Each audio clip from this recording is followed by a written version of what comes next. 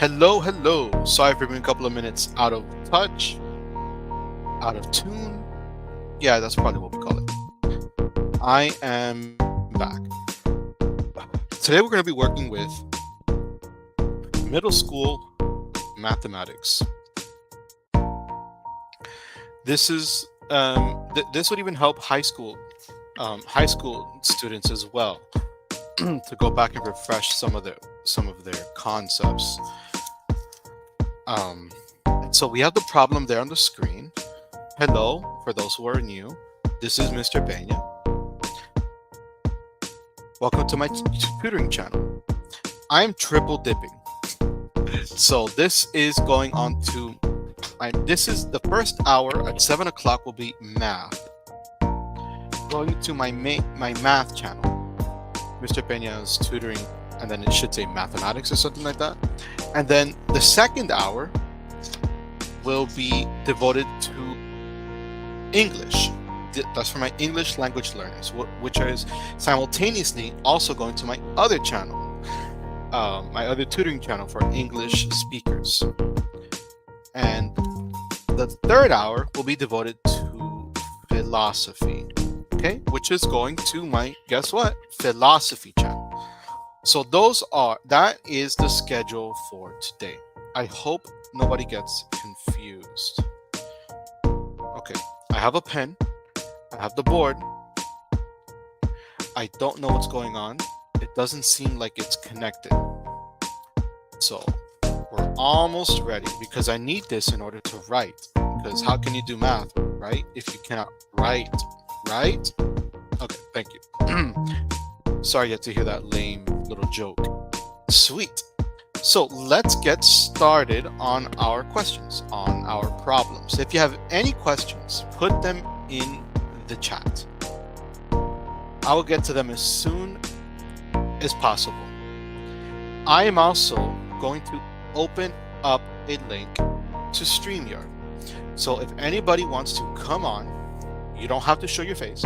If anybody wants to come on live and receive personal one-to-one tutoring, just click on the link. It's going to be starred. This includes math or a conversation to practice our English. I will get to the philosophy at 9 o'clock Eastern Standard Time. But so whoever comes on, it depends. If you're a math student, I'll definitely help you for this hour especially. Good. So that being said, I think I've loosened up all we've needed to loosen up. Let's go ahead and get started with the math. Oh, well, there's one more thing I needed to do. If you are a parent and you want to help your child learn, I have a learning style inventory. Did you know that there are 8 different types of learning styles? As you can see in the graphic here: musical, kinesthetic, interpersonal, linguistic, logical, natural, visual, interpersonal. If you use this checklist that I've created, you can decipher which learning style suits your child. And when you fill out the chart, you'll get a glimpse of which are their preferred learning styles. I'll send this to you for free if you simply click on the link in the description and join my Patreon. Or I believe it's Google Classroom. The description should be, the description is, does have a link to the Google Classroom. Join the Google Classroom. Just put it in the chat and I'll send it to you for free. The Patreon will be open shortly. So let's get started with the problem. It says, Andrew has picked out some party favors. He calculates that they will cost $7 per guest. Write an equation that shows how the total cost of the party favors, Y, depends on the number of guests, X. So we have the total cost of the party favors, which is Y. So why don't we highlight that in blue? And then how much it costs per guest. So what we want to do here is create an equation. Y equals mx plus b. This equation is one of the most foundational equations ever. You're going to need this to really pass algebra. So look at the word per guest. That is multiplication. That is $7 per guest. So the X represents the amount of guests there are. The number 7, it's $7 per that. So if you have 10 guests, it'll be $70.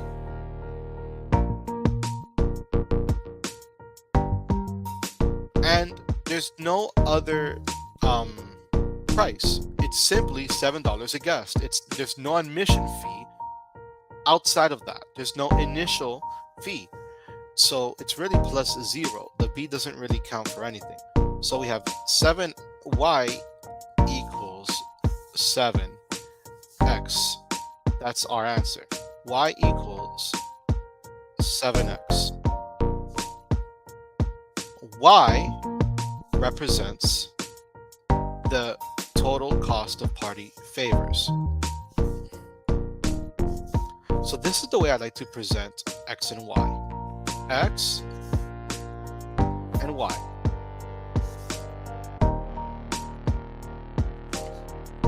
X in this case,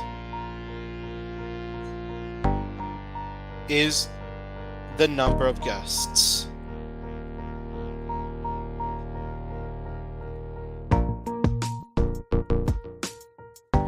And here, the Y is the total cost of the party favors. So we're just going to put total cost. The total cost depends on how many guests there are. That's how I will decipher this problem. If you have any questions, if you think I went too fast and you want me to slow down, type it in the chat. Now let's go on to the next problem. It says, Warren just found his old journal in a drawer, has decided to start making one journal entry every day. There were already 8 entries in his journal. Write an equation that shows how the total number of journal entries, Y, depends on the number of elapsed days, X. So we have an X coordinate and a Y coordinate. Now we're really talking. So I'm going to borrow a coordinate plane from one of my other tutoring sessions. There it is. I hope you have a coordinate plane with you. If not, I can send you a PDF. We also have the equation that I told you from the beginning. Y equals mx plus b, which is the default linear equation. Y equals mx plus b. M represents the slope. Okay, and so let's read it again. Warren just found this old journal drawer. He started to make one journal entry per day. One journal entry every day. That gives you your slope, your x coordinate right here. 1 per day. So that is y equals 1x. Plus, there were already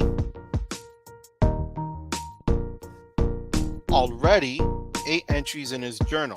So we start with 8. Y equals 1x plus 8.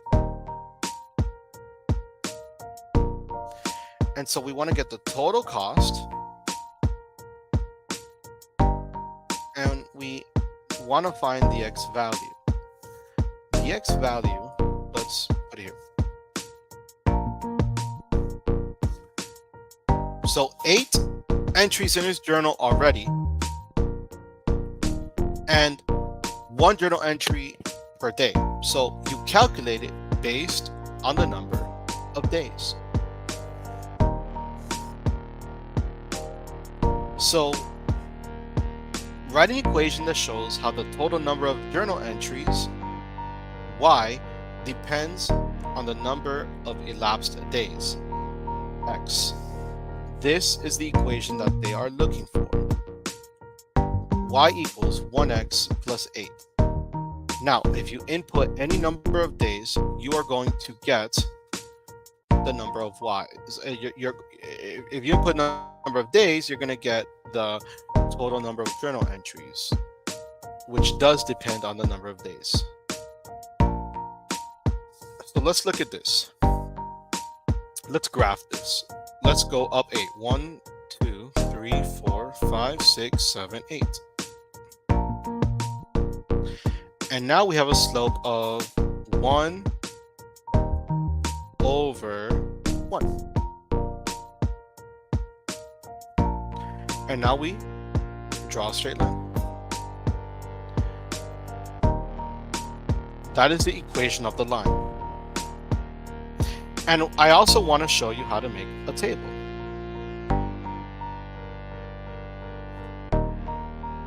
So let's just say on day 0. Now this table needs to be a little bit more elaborate. I'll show you. Let's move this around a little to make space. The equation of the line.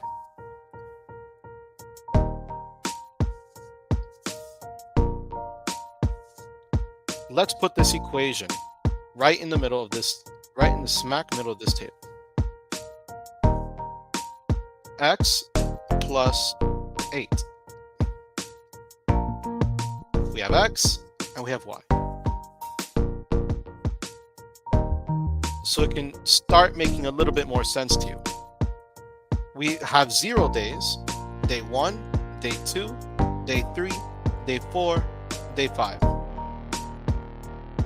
Now, x plus 8, this will be 0 plus 8, which gives you 8. Remember, y represents the total number of journal entries. X represents the number of elapsed days. So take a look. 1 plus 8, 2 plus 8, 3 plus 8, 4 plus 8, 5 plus 8. So we have 9, 10, 11, 12, 13.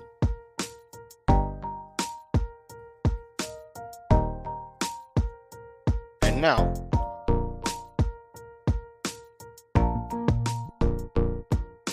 you can create a sequence. You can actually graph this and make a sequence. So this is how we come up with data. Let's come up with this data. This turns into ordered pairs.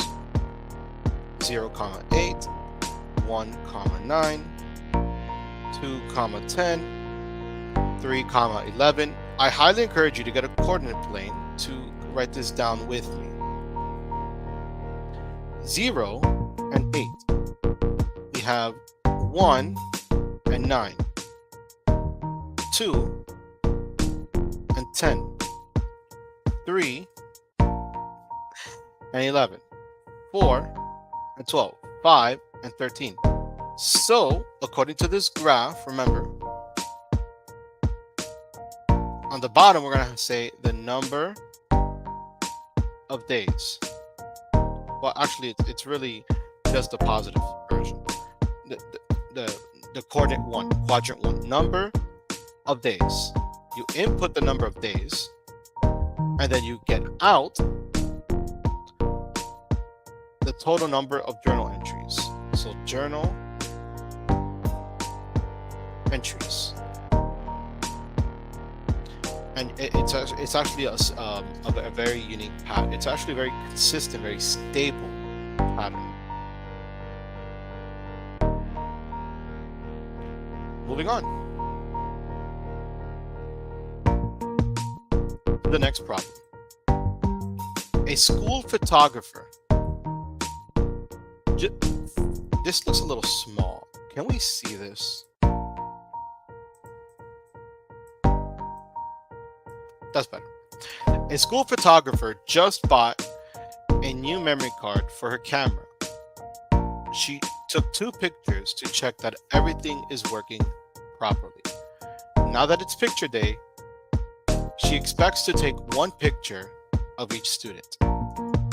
Write an equation that shows the relationship between the number of students photographed, x, and the total number of pictures on the memory card.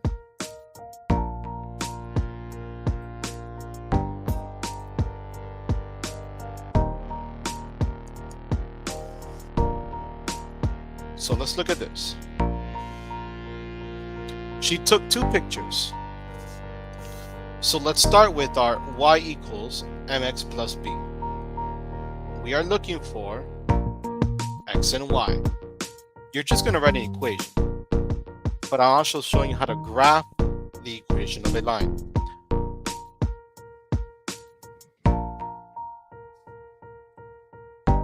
So we're looking for ultimately our x and our y. But it says, now that it's picture day, she expects to take 1 picture of each student. That fits in over here, the number of students. And it says she took 2 pictures to check that everything was working properly. So really all you needed there was she took 2 pictures. Now that you have that, you can actually plug in these numbers. 1 picture per student, so 1 times the number of students, and she took 2 pictures. Here we have y equals 1x plus 2. Y equals 1x plus 2. Now let's graph this equation of a line.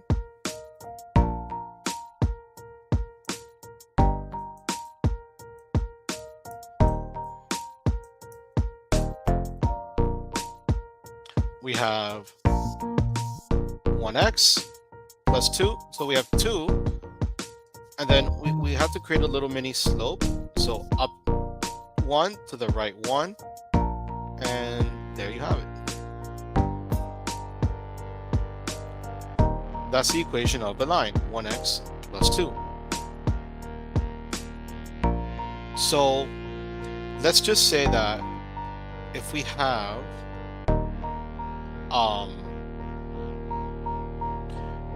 3 students, then you do 1 times 3 plus 2, which gives you 5. If you have 4 students, 1 times 4, which is 4, plus 2 gives you 6. If you have 5 students, that's 5 times 1 gives you 5, plus 2 gives you 7. And so on and so forth.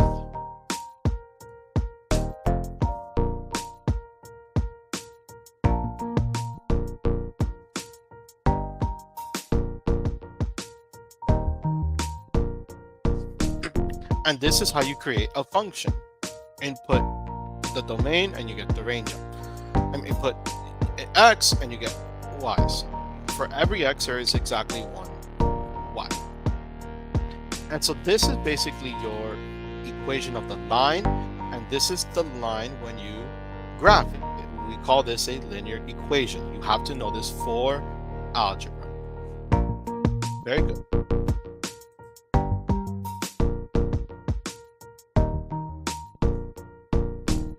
Any questions, please put them down in the chat. I will be back momentarily to address a bit of an issue. Take care.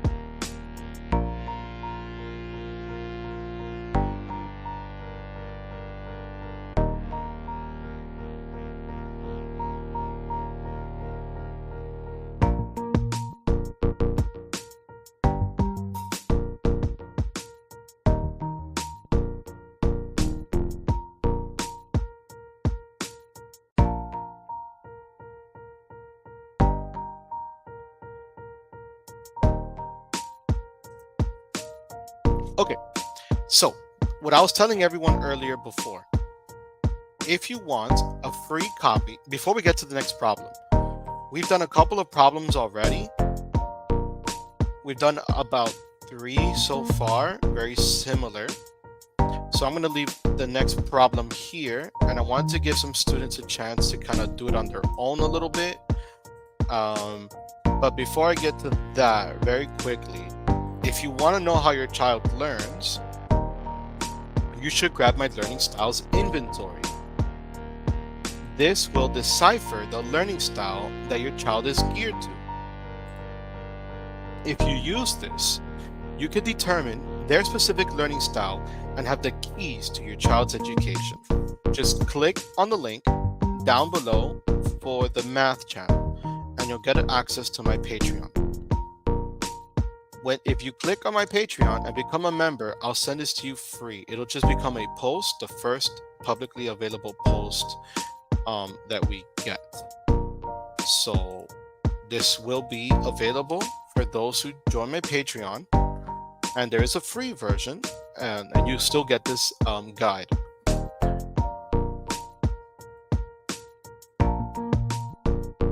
Okay, now let's get to the next problem. It says, Mike can make 7 holiday cards with the card stock he already has on hand. He is also buying more paper, and he can make 12 additional cards with each package of cardstock he buys. Write an equation that shows how the total number of cards Mike can make, Y, depends on the number of packages of cardstock he buys, X. So what do we have here? Quite a bit. So let's focus on the equation, y equals mx plus b. This is the most important part of the entire problem. This is how you make a linear equation. It is in slope-intercept form. You need this little thing on the right in order to make an equation. If there are any issues, please let me know down in the comments below.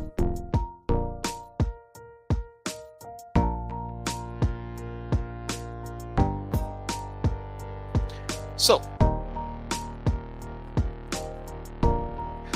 Mike can make 7 holiday card stock with what he already has on hand. So he already has 7. So we're going to leave that there.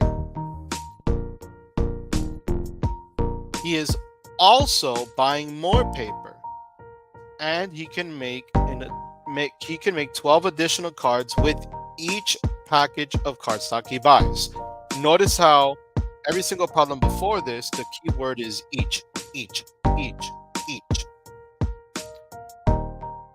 So it's 12x plus 7. It's 12 additional cards with each package. So the number of packages times 12. The number of packages times 12. So we are left with the equation y equals 12x plus 7. Y equals 12x plus 7. That's the answer. That is the linear equation that they are asking for. This is what they are talking about. Now we are going to graph this linear equation.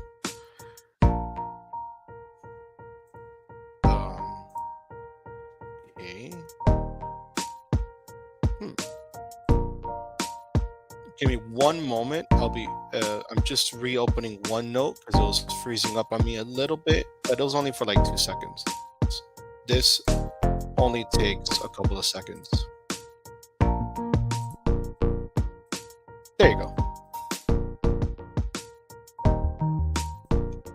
Okay, so now what I was trying to do is take this graph and copy it over here. You know what? I'll just move it because you keep giving me problems. Duplicate.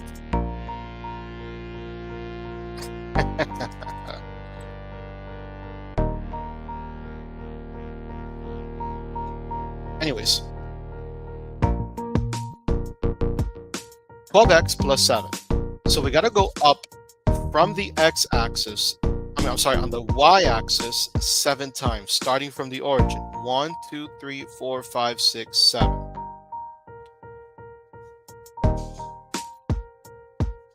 Now, we turn this into a fraction. This is what we consider our slope. So we actually need to go up 12 times. And then once to the right. So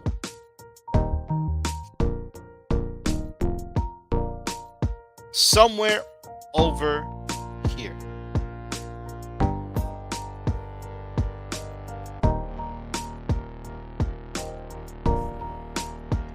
I don't want to confuse anyone. So I'm going to move this equation a little bit here. And now the dots will line up together. And we have an equation of the line. Pretend that this line is straight. Pretend that it's a straight line. I promise you it's straight in my head. This is how you graph this equation of a line.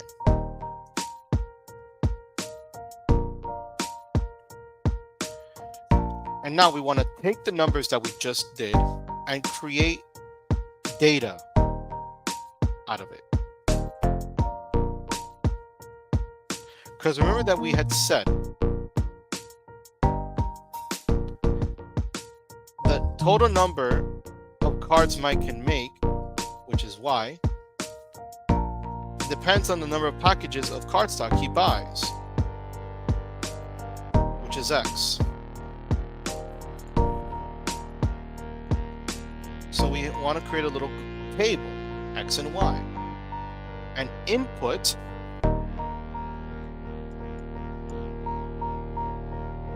this equation, 12x plus 7, or rather this formula.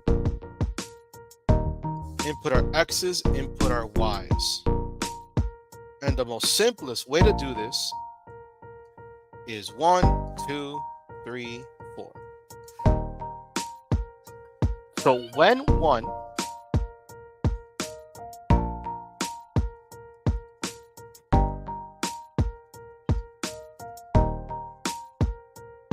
there you go. When x is 1, what is y?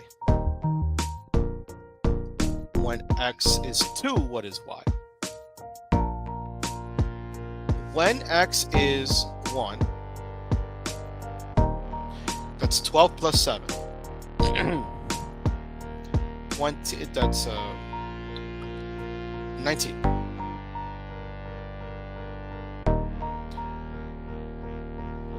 When x is 2, that gives us 20.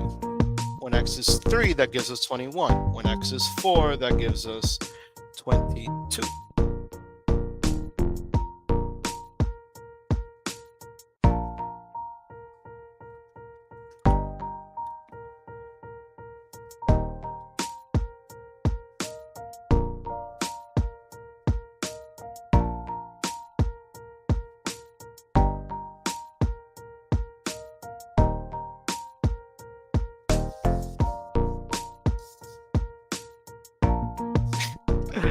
So sorry. That was a bit of a distraction.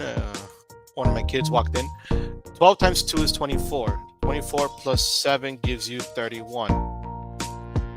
12 times 3 is 36. 36 plus 7 gives you 43. 12 times 4 is 48. 48 plus 7 gives you 55. Now we're talking.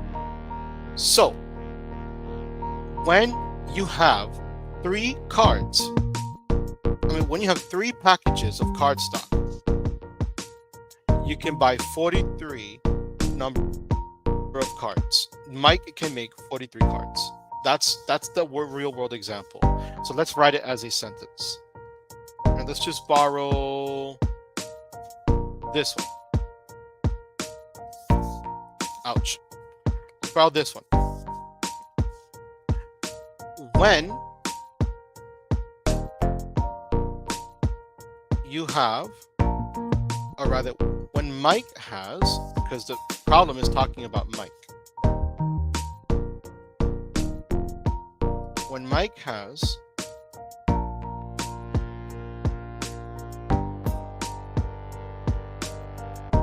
three number of packages,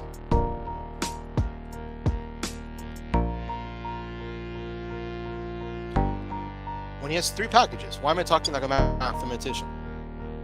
When Mike has three packages,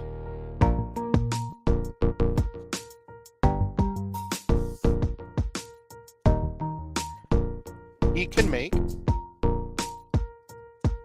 43 cards. That's how we're applying this to the real world. When Mike has three packages, he can make 3 cards. That's pretty much the gist of this equation. So I'm going to leave this here and give some people time to process and take a couple of notes and ask any questions.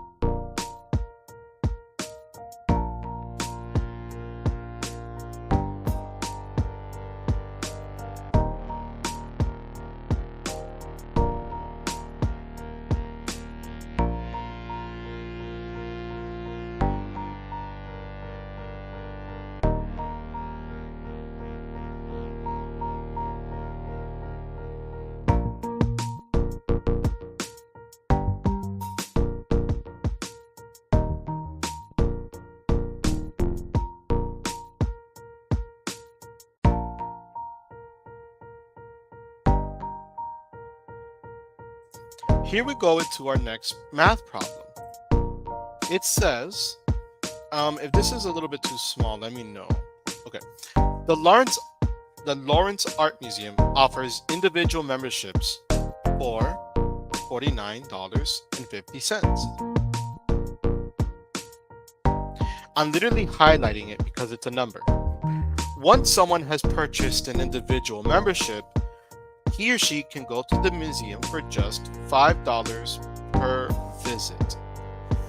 The per visit means 5 times the number of visits. And the individual memberships is a one-time fee. This is a one-time fee of $49.50. And I might need some handwriting classes. There you go.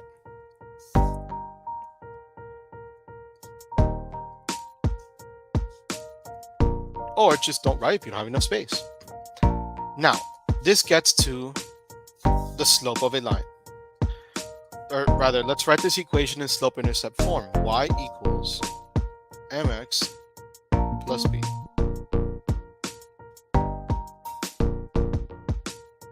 Y equals mx plus b. Now, what I said was a one-time membership fee, which represents b, and $5 per visit. X represents the number of visits. So we have Y equals $5 per visit plus $49.50.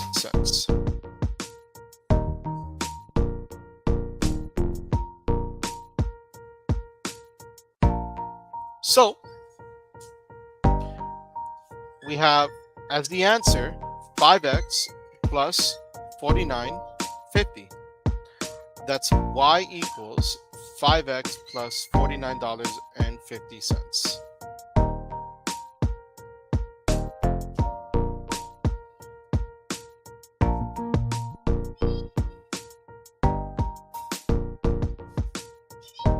That's essentially our answer, but I also wanted to borrow a coordinate plane, which the previous problem wasn't letting me. If you weren't here for that, good, you didn't get to see that. But I do want to add a coordinate plane.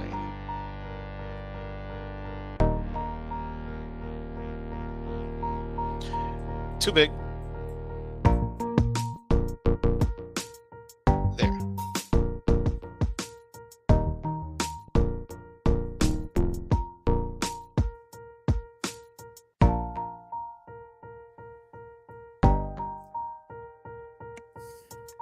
Now,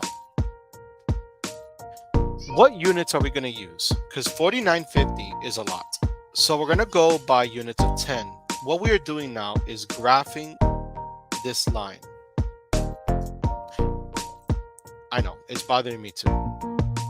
Move it forward, move it forward. Bring it backwards, bring it backwards.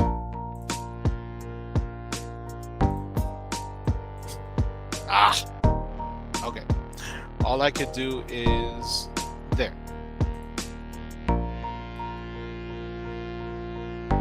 That worked out. So, units of 10. 10, 20, 30, 40, 50, 60. And it's $5 per visit. So we're gonna have the number of visits. We go up by 50. It's almost at the 50 mark. And then we go to the slope of the line, which is 5, and then 1. So we're gonna go by units of 1, 2, 3, 4, 5. Units of 1,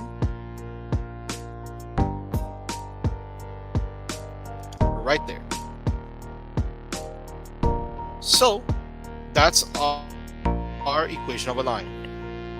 This represents y equals 5x plus $49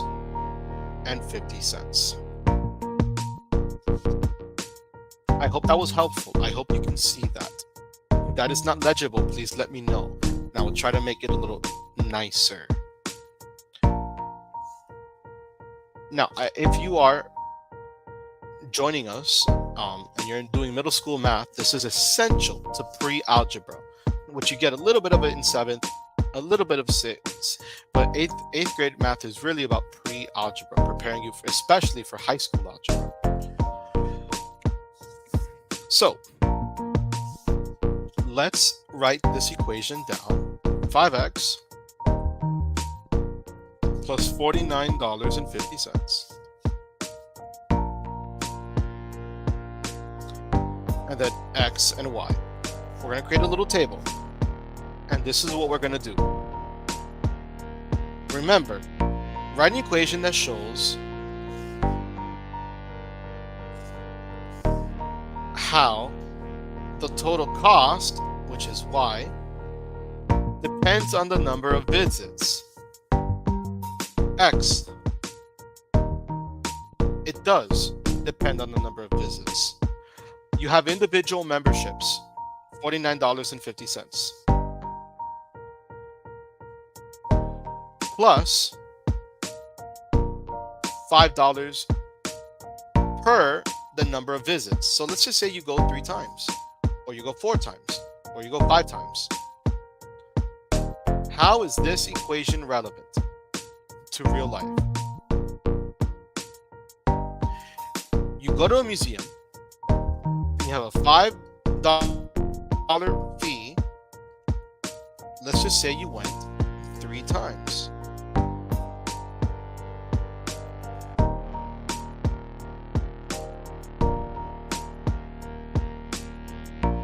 What is 5 times 3? 15. What's that plus 50? $49.50. The total cost will give you $64.05. So you paid $64.05 if you go 3 times. If you go 4 times, how much do you pay? If you go 5 times, how much do you pay? Each time you're going to multiply.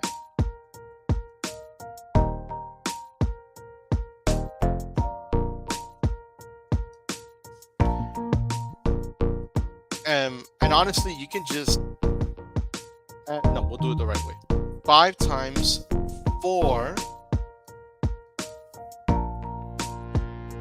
5 times 5. 5 times 4 gives you 20. So $20 plus the initial membership fee of $49.50. So you go to the museum 4 times and you're going to end up paying $69.50. If you go to the museum 5 times, you're going to end up paying $74.05. 50 cents. You know what? It's 50 cents. So let's add that 0. See how that works? Good.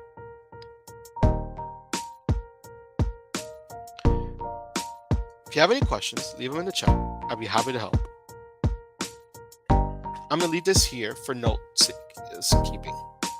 And I'll be back shortly. Although I'm right here. I'm not really going anywhere. Just giving you guys a little pause so you can watch.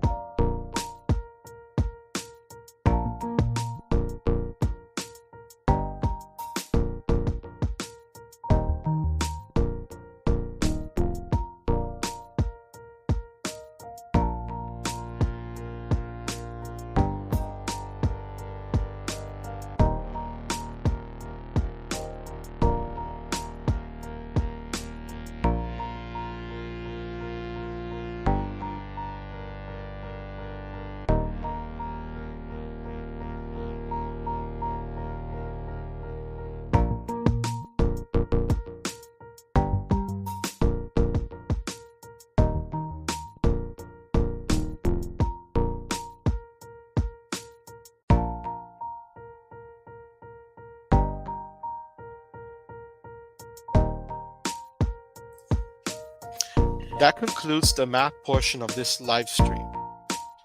I hope you have enjoyed the following lessons. As a reminder, if you want the Learning Styles inventory, join the Patreon by clicking on the link in the chat. It says patreon.com/Mr. Peña's Tutoring Math. If you join, you'll get this for free. It'll be a pinned post, and you can download it and determine the learning style that your child is best suited for. And you can begin the process of teaching them according to the way that they learn, not according to the way that someone else teaches.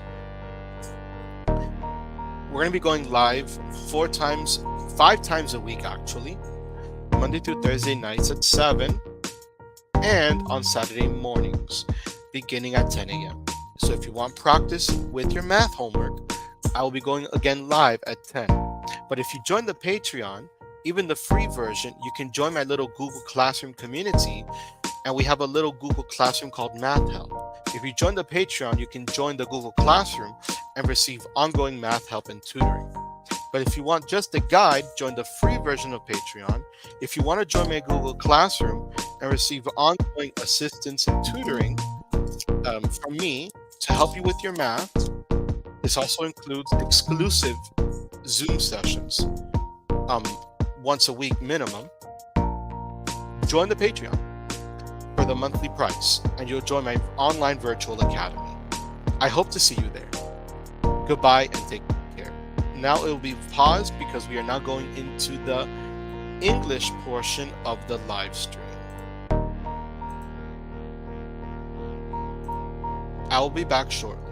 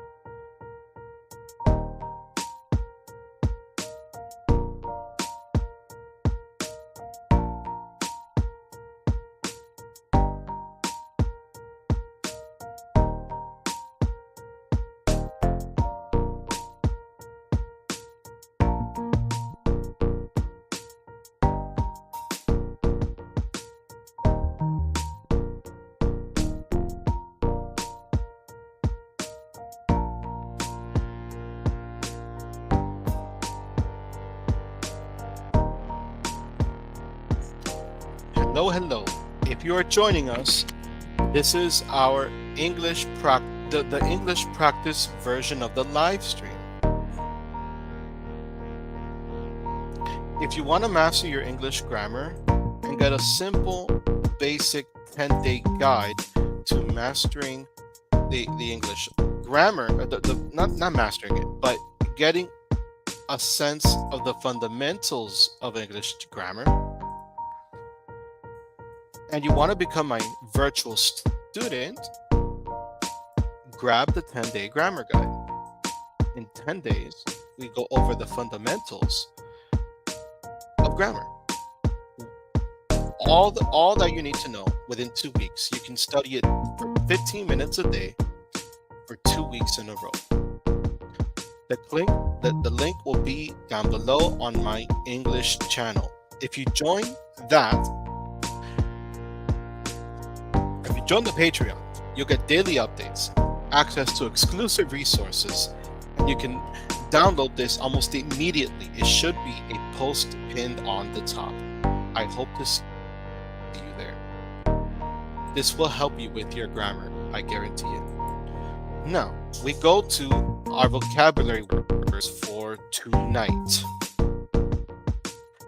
They are radiant, clean-shaven, curly, outgoing, ambitious, easygoing,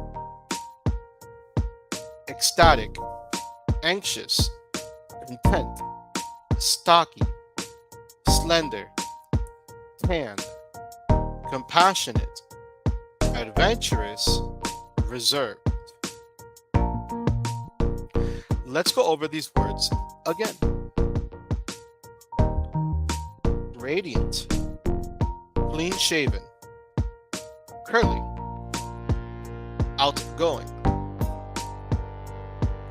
ambitious, easygoing, ecstatic, anxious, content, stocky, slender, tanned, compassionate, adventurous, reserved.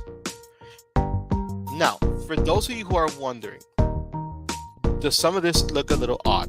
Yes.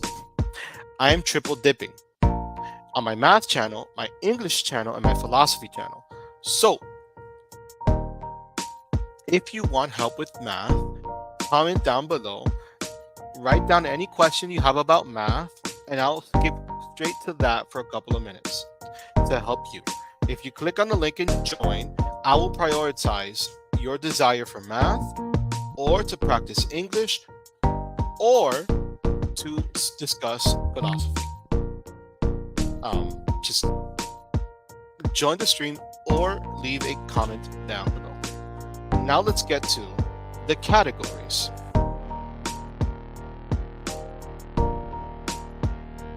Yes, we do have categories for today. The first 3 words have to do with physical appearance.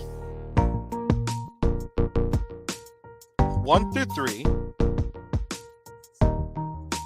describe your physical appearance. So if you want to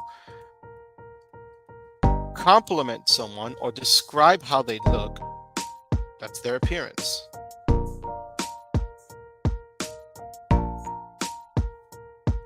How they look on the outside. You're not judging their character, you're just describing how they look on the outside.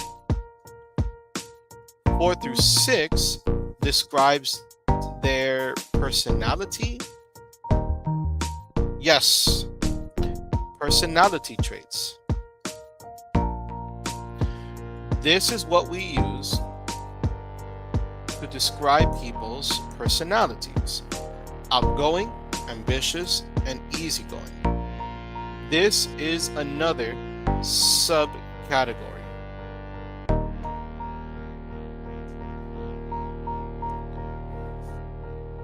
Ecstatic, anxious, and content have to do with not personality, but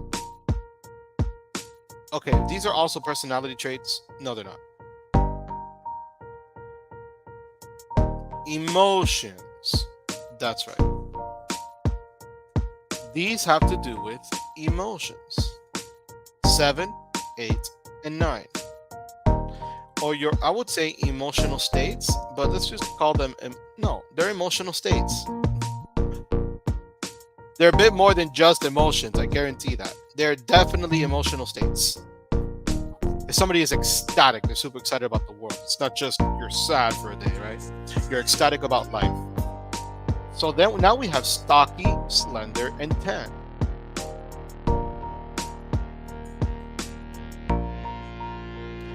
That sounds like physical appearances. So what are we going to call it? Physical appearance again. So we have, whatever, we'll do it twice. Physical appearance.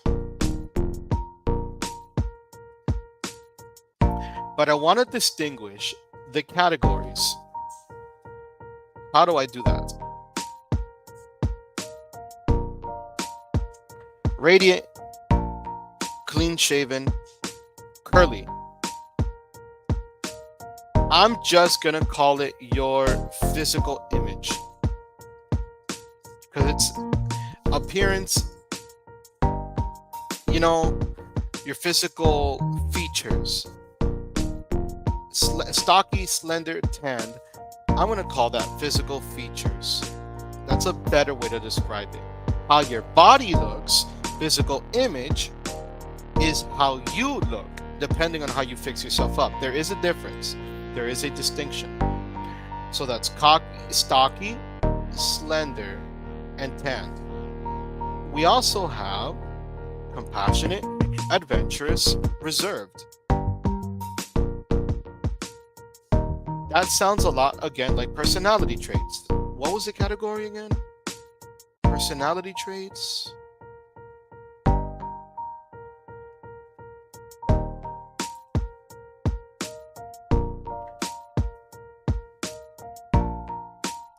It's really similar to 4 through 6. It's so I'm just gonna say it's the same thing. Personalities. That man has an adventurous personality, or the person has a compassionate personality. I'm also gonna call compassionate their character. So these are the categories.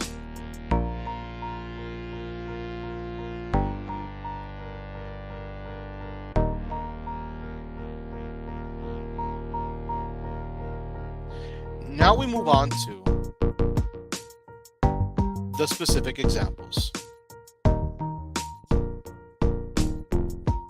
We have radiant. She had a radiant smile that brightened the room. That woman has a radiant smile. The woman herself is radiant. It means she lights up the day. What does the computer have to say about radiant? Let's find a description of somebody that is radiant.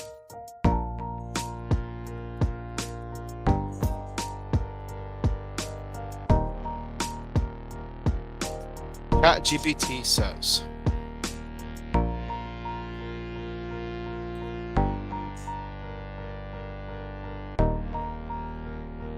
someone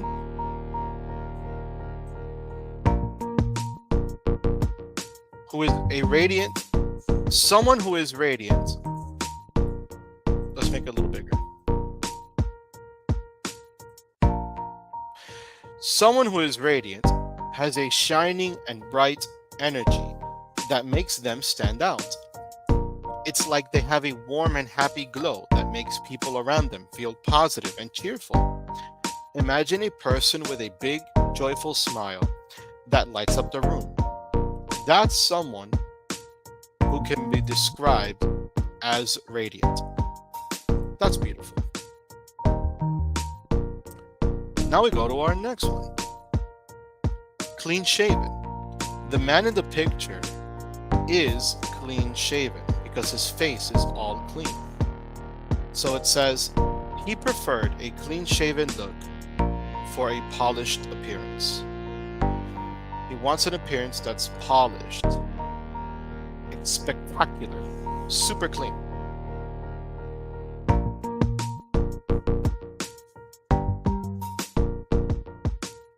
Are you clean shaven? How often do you shave every week? We're going to talk about now the benefits of being clean shaven.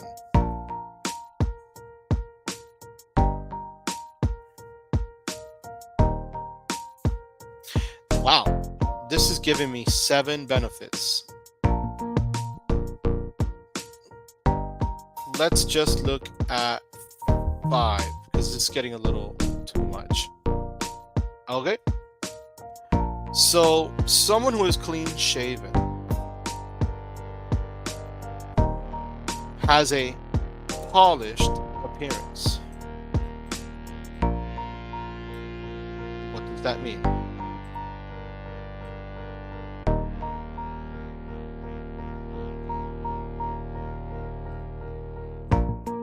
Someone who is clean shaven has a youthful look. They have smooth and soft skin. They can practice their skincare easier. And they have adaptability. So, the benefits, oh, by the way, these are benefits of being clean shaven. The benefits of being clean shaven. There are 5 benefits. 5 benefits of being clean shaven. What happened here? There you go. Polished appearance. A clean shaven person. They forgot to write the word person. Look, a clean shaven. There you go. Never mind. They got it right. A clean shaven look gives a polished and well-groomed appearance. It can create a professional image, making a person look tidy and put together. So you need a polished appearance in order to make a good provide a good image for yourself in the workplace.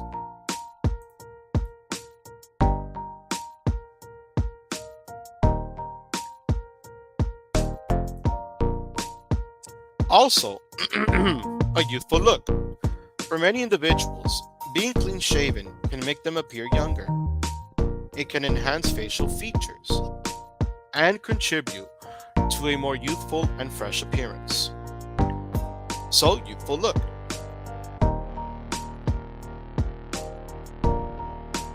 The third benefit of being clean shaven, smooth and soft skin. Shaving regularly helps keep the skin smooth and soft. It removes facial hair, reducing roughness and promoting a smoother texture. Number 4, the fourth benefit of being clean shaven.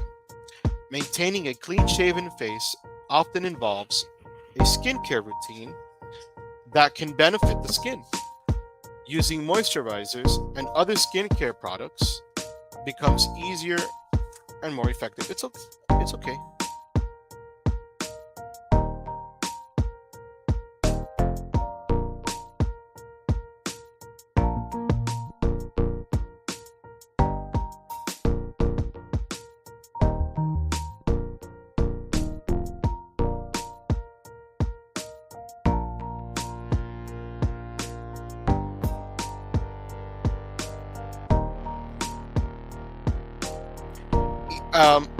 And the fifth, adaptability. A clean-shaven look is versatile and can adapt well to various occasions.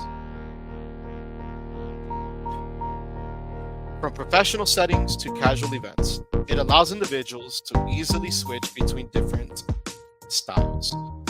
These are the 5 benefits of being clean shaven. Now, I will return soon for my little mini snack break.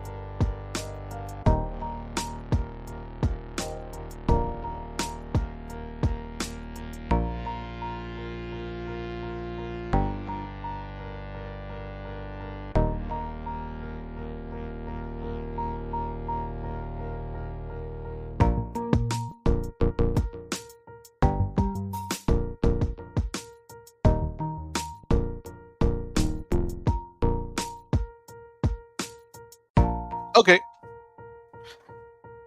on to our next vocabulary word, curly.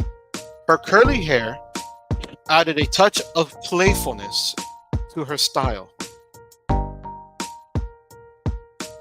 So we have the word curly, and it says her curly hair added a touch of playfulness to her style.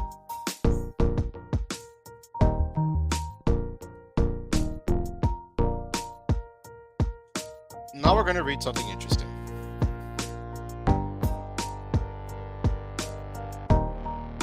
We're going to learn about the history of curly hair, just for the fun of it.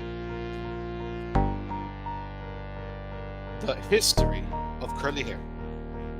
Get ready for a history lesson. Mind you, this is the English portion of our live stream.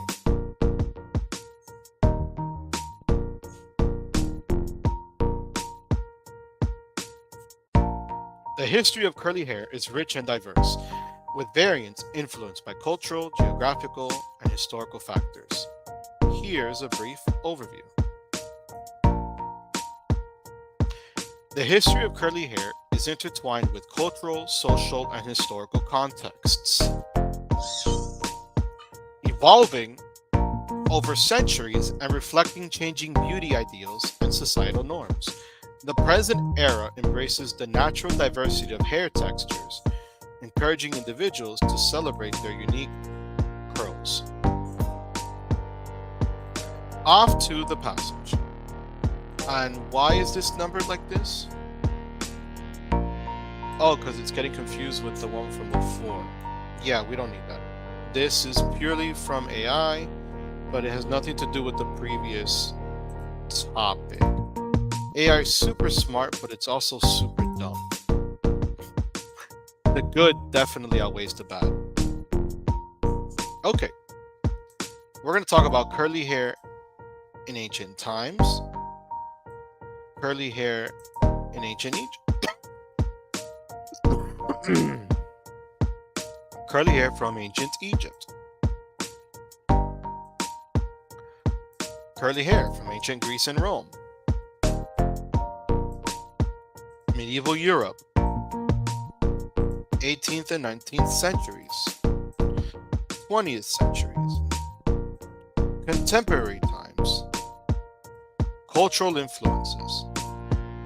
Now let's get on to ancient times. Curly hair has been present since ancient times, and historical artwork and sculptures depict individuals with various hair textures. Different cultures celebrated and embraced the natural diversity of hair, including curls.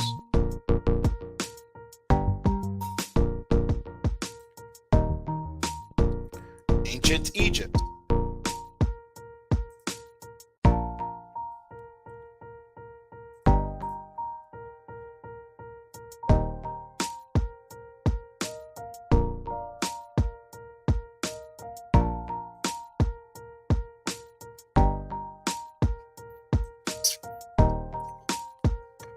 In ancient Egypt,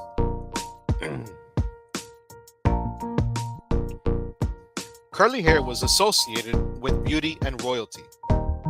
Many pharaohs and elite members of society adorned themselves with wigs and hairstyles that included curls, showcasing the importance of curly hair in their aesthetic ideals.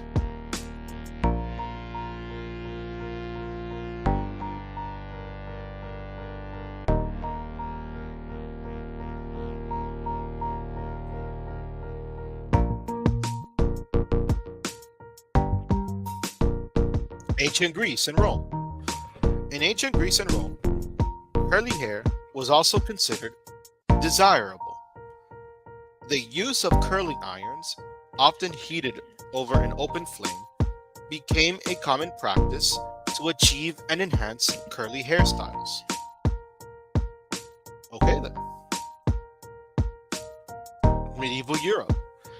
During medieval times in Europe, hairstyles were influenced by societal norms and religious beliefs.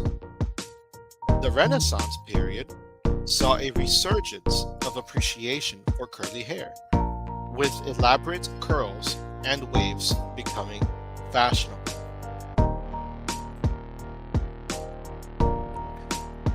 18th and 19th centuries. The 18th century witnessed the popularity of powdered wigs with elaborate curls in European courts. In the 19th century, the Victorian era, women's hairstyles often included ringlets,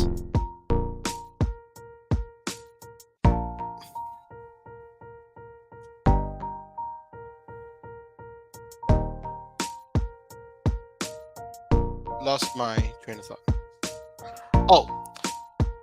Often included ringlets and curls achieved through various methods such as curling papers and curling irons. 20th century.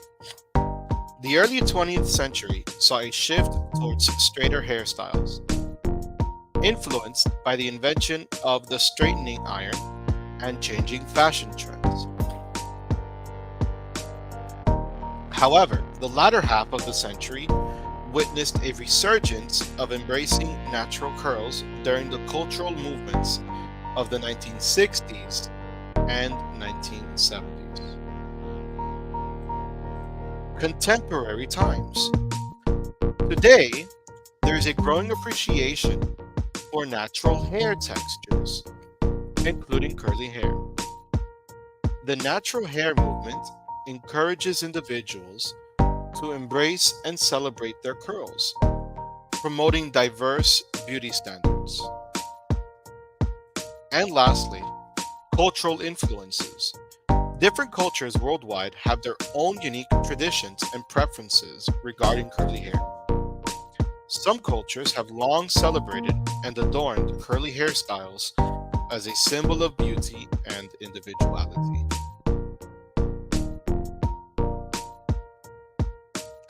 So that goes for curly hair. Curly hair for the win.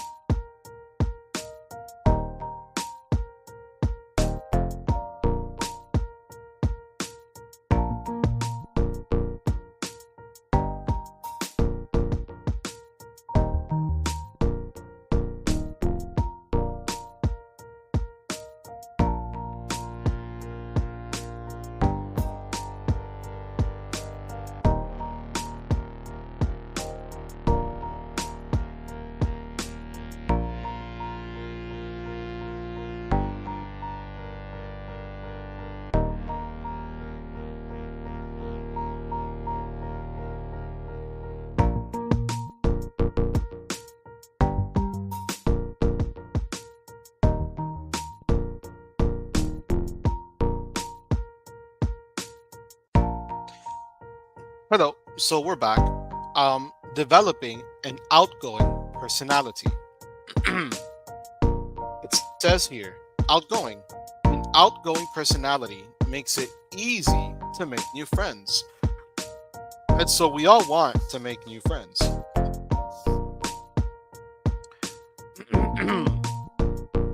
How do you make new friends? By having an outgoing personality. You have to go out and just put yourself in social situations. So I recommend everyone to have a outgoing personality.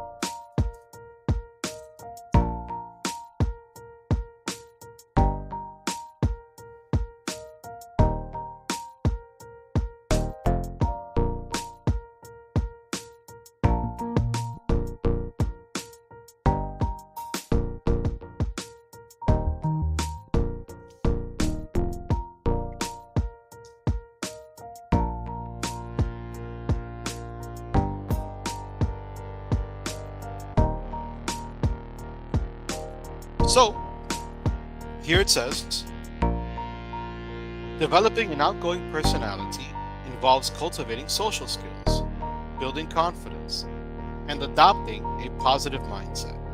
Here are steps to help you develop an outgoing personality. Let's break this apart because it's getting overwhelming to see everything all together, and that's totally understandable. Good.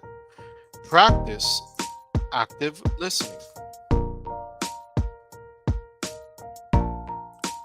To develop an outgoing personality, you need to cultivate the habit of actively listening to others, paying attention to what people are saying, ask questions, and show genuine interest in their thoughts.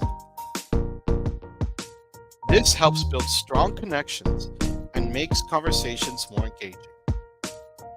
So, remember the word we just learned, which was outgoing. And anybody can be outgoing. You're not born like that, you develop it. So, the second way to develop it is initiate conversations.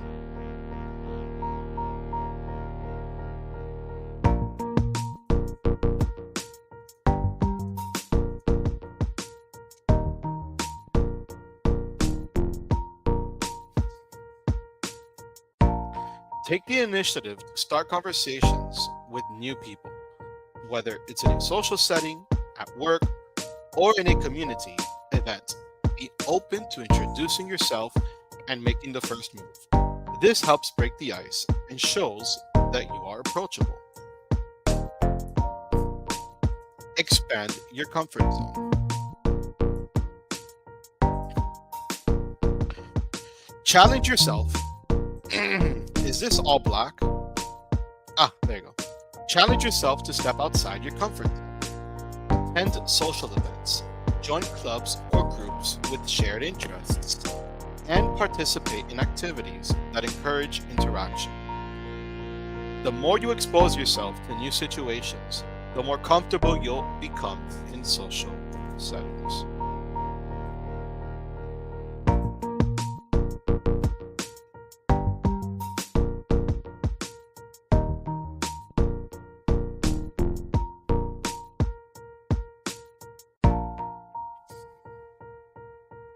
Number 4, maintain positive body language.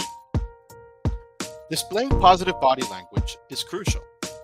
Smile, maintain eye contact, and use open and welcoming gestures. Nonverbal cues play a significant role in how others perceive you, and positive body language can make you more approachable.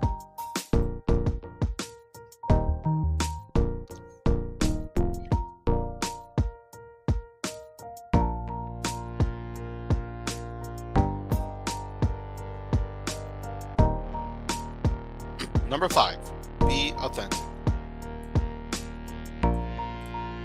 Embrace your true self and be authentic in your interactions. People appreciate sincerity, and being genuine helps you connect with others on a deeper level. Avoid trying to be someone you're not, as authenticity is key to building lasting relationships.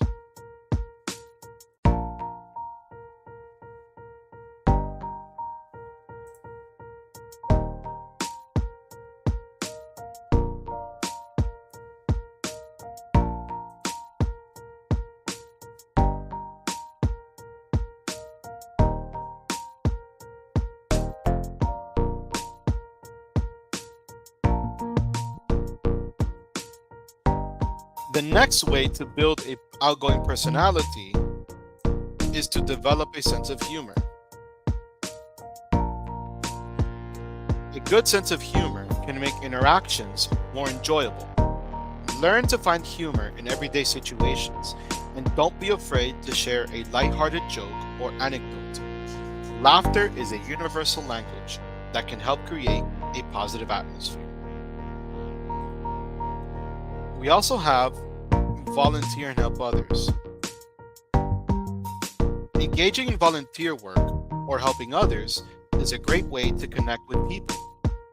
It allows you to contribute to your community, meet like-minded individuals, and build a sense of purpose, all of which can boost your outgoing nature.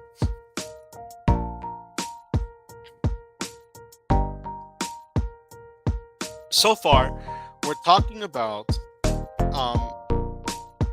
and describing people, and we want to people like those who are outgoing. So we went over all these, how to develop an outgoing personality. We have a couple of more, and then we're gonna go on to the next set of words on how to describe people. But right now we're focused mainly on outgoing people who have an outgoing personality. The link is in the chat. If you want to practice English, practicar inglés conmigo, just click on the link. Click, open, and then we can have a one-to-one conversation. All are welcome.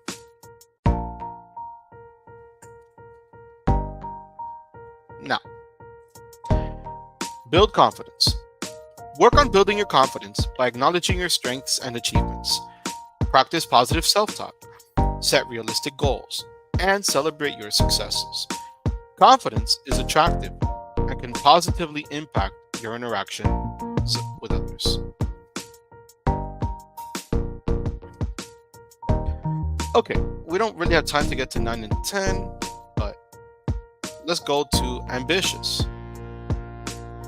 She is highly ambitious, always striving for success.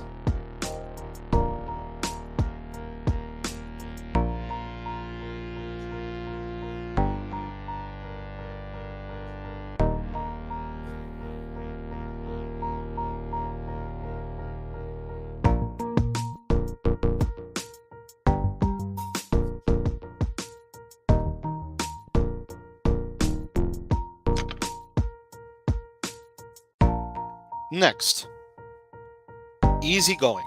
His easygoing nature makes him pleasant to be around.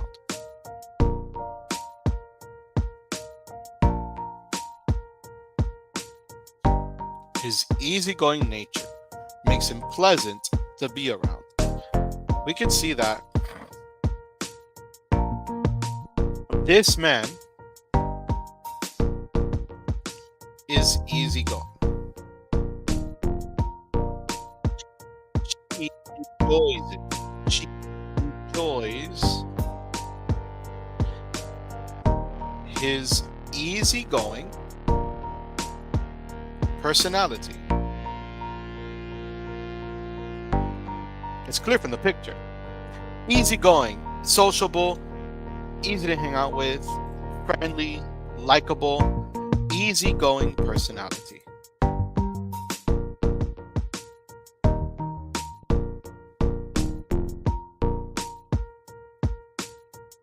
Any questions, put them in the chat. I'm going to give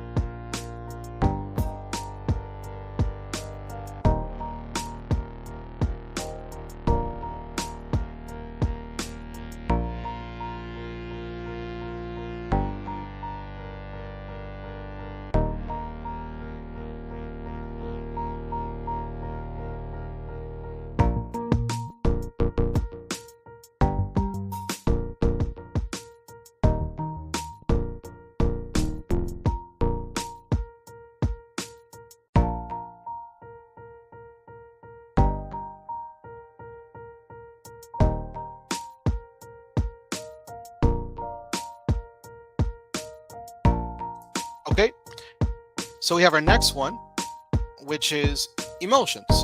We have the emotions of ecstatic, anxious, and content. Ecstatic. Winning the game left him feeling ecstatic. Happy. Ecstatic means happy. Joyful.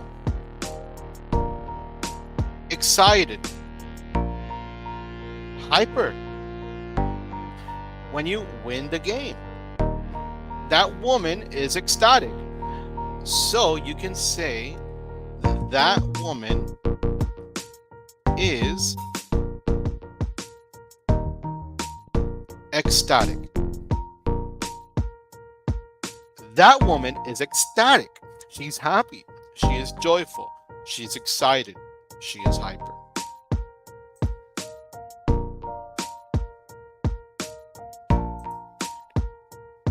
Now we have anxious. She felt anxious before her big presentation. Aw. First of all, let's define anxiety.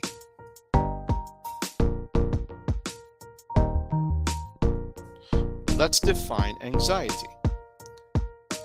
I'm asking now artificial intelligence to define anxiety for us.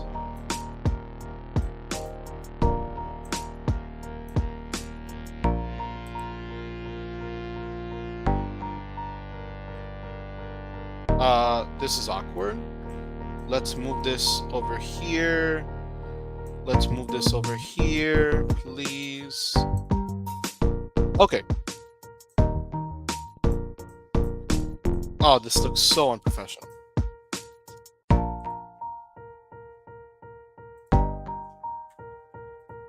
Better. Now, if we can fix this, maybe move it a little bit here and make it all black and change the font. Okay. So, anxiety, a constant state of negative emotion. Anxiety, by definition, is a negative emotion. So it says, anxiety is a natural human response to stress or apprehension about future events. Yeah, that's about it. It's sad. Actually, it's very sad. It is characterized by feelings of worry, nervousness, or unease, often accompanied by physical sensations such as increased heart rate, muscle tension, and restlessness. Anxiety can vary in intensity, from mild to severe, and can be triggered by various situations or perceived threats. While a certain level of anxiety is a normal part of life, persistent or overwhelming anxiety that interferes with daily functioning may be indicative of an anxiety disorder, a mental health condition that may require professional intervention.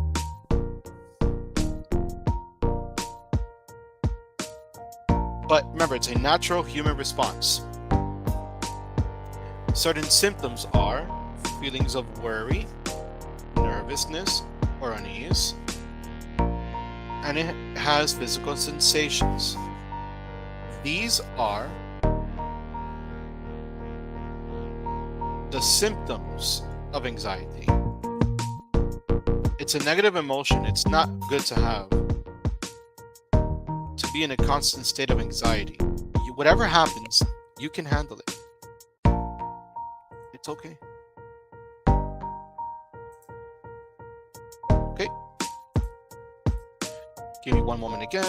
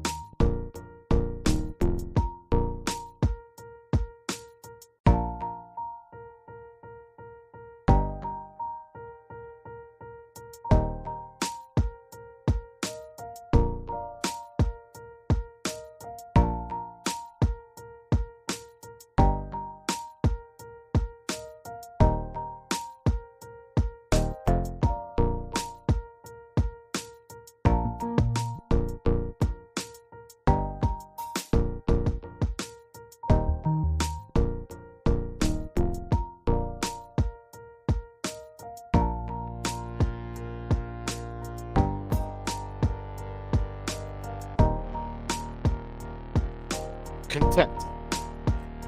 It says, after a day of relaxation, he was content and at peace. And then I saw that that was actually a woman, so I had to change the picture later. After a day of relaxation, she was content and at peace. Content essentially means at peace. They're one and the same. They actually mean the same thing. So, content, at peace. Now, physical appearance. We're getting to the end.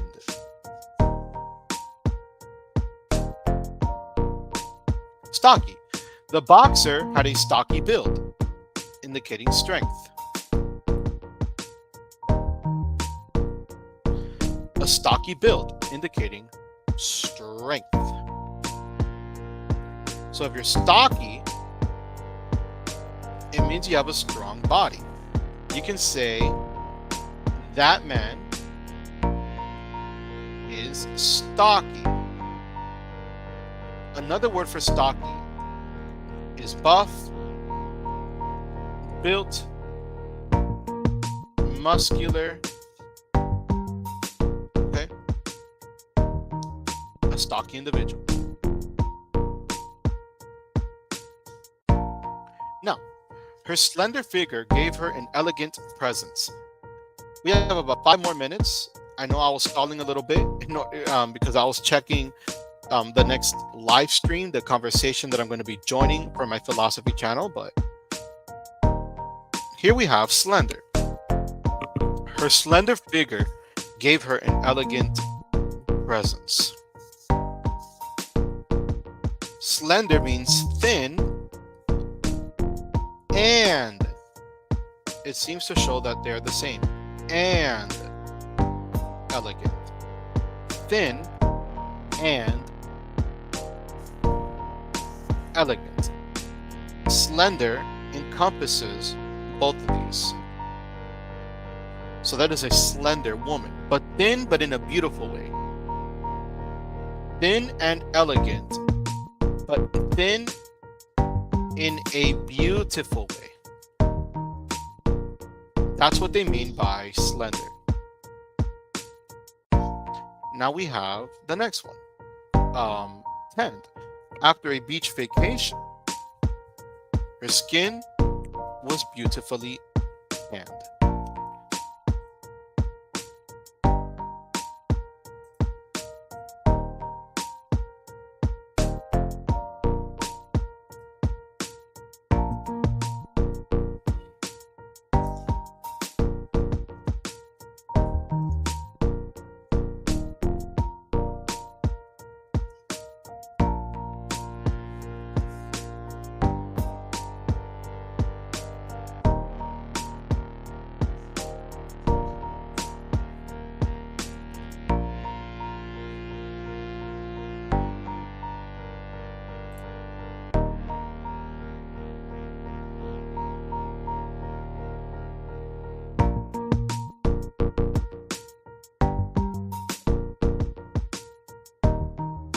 Now, after a beach vacation, her skin was beautifully tanned.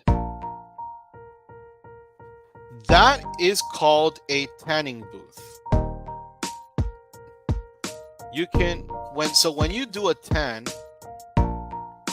you can tan on the inside, you can have a tan outside.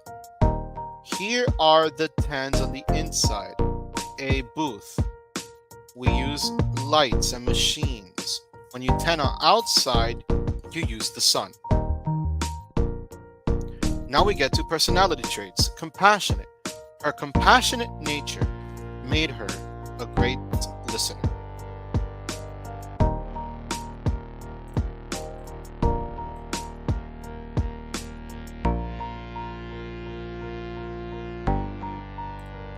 Her compassionate nature made her a great listener. Compassionate people are great listeners. This lady is considered compassionate. This lady is compassionate. And now we have adventurous. Our second to last word. Being adventurous, he loved exploring new places. And the last one, reserved. Despite being reserved, he was a deep thinker. Thank you for joining me. This concludes the English portion of our live stream. If you stay after 9 o'clock, let me put the banner. If you stay after 9 o'clock, you will now be getting into the philosophy portion of our live stream. So, I'm going to be joining another live stream to debate somebody about a religious topic. You don't have to be religious. Those who are learning English, you may stay and watch. If you're here for the mathematics, I'd recommend just go back into the live stream. What we're going to get into now has nothing to do with mathematics, so it's not really for you. And those who want to learn English, we're going to get into a little bit of a heated debate. So I will see you soon.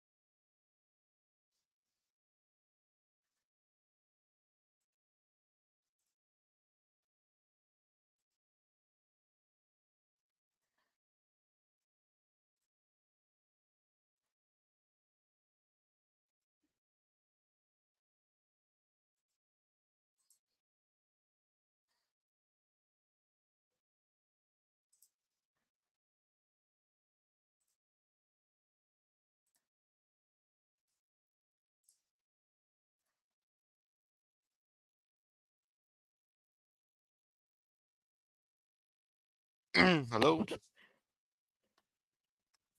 All these heresies and um, is resurrect a bunch of ancient heresy and that sort of stuff. So, all right, folks, we got our first taker here.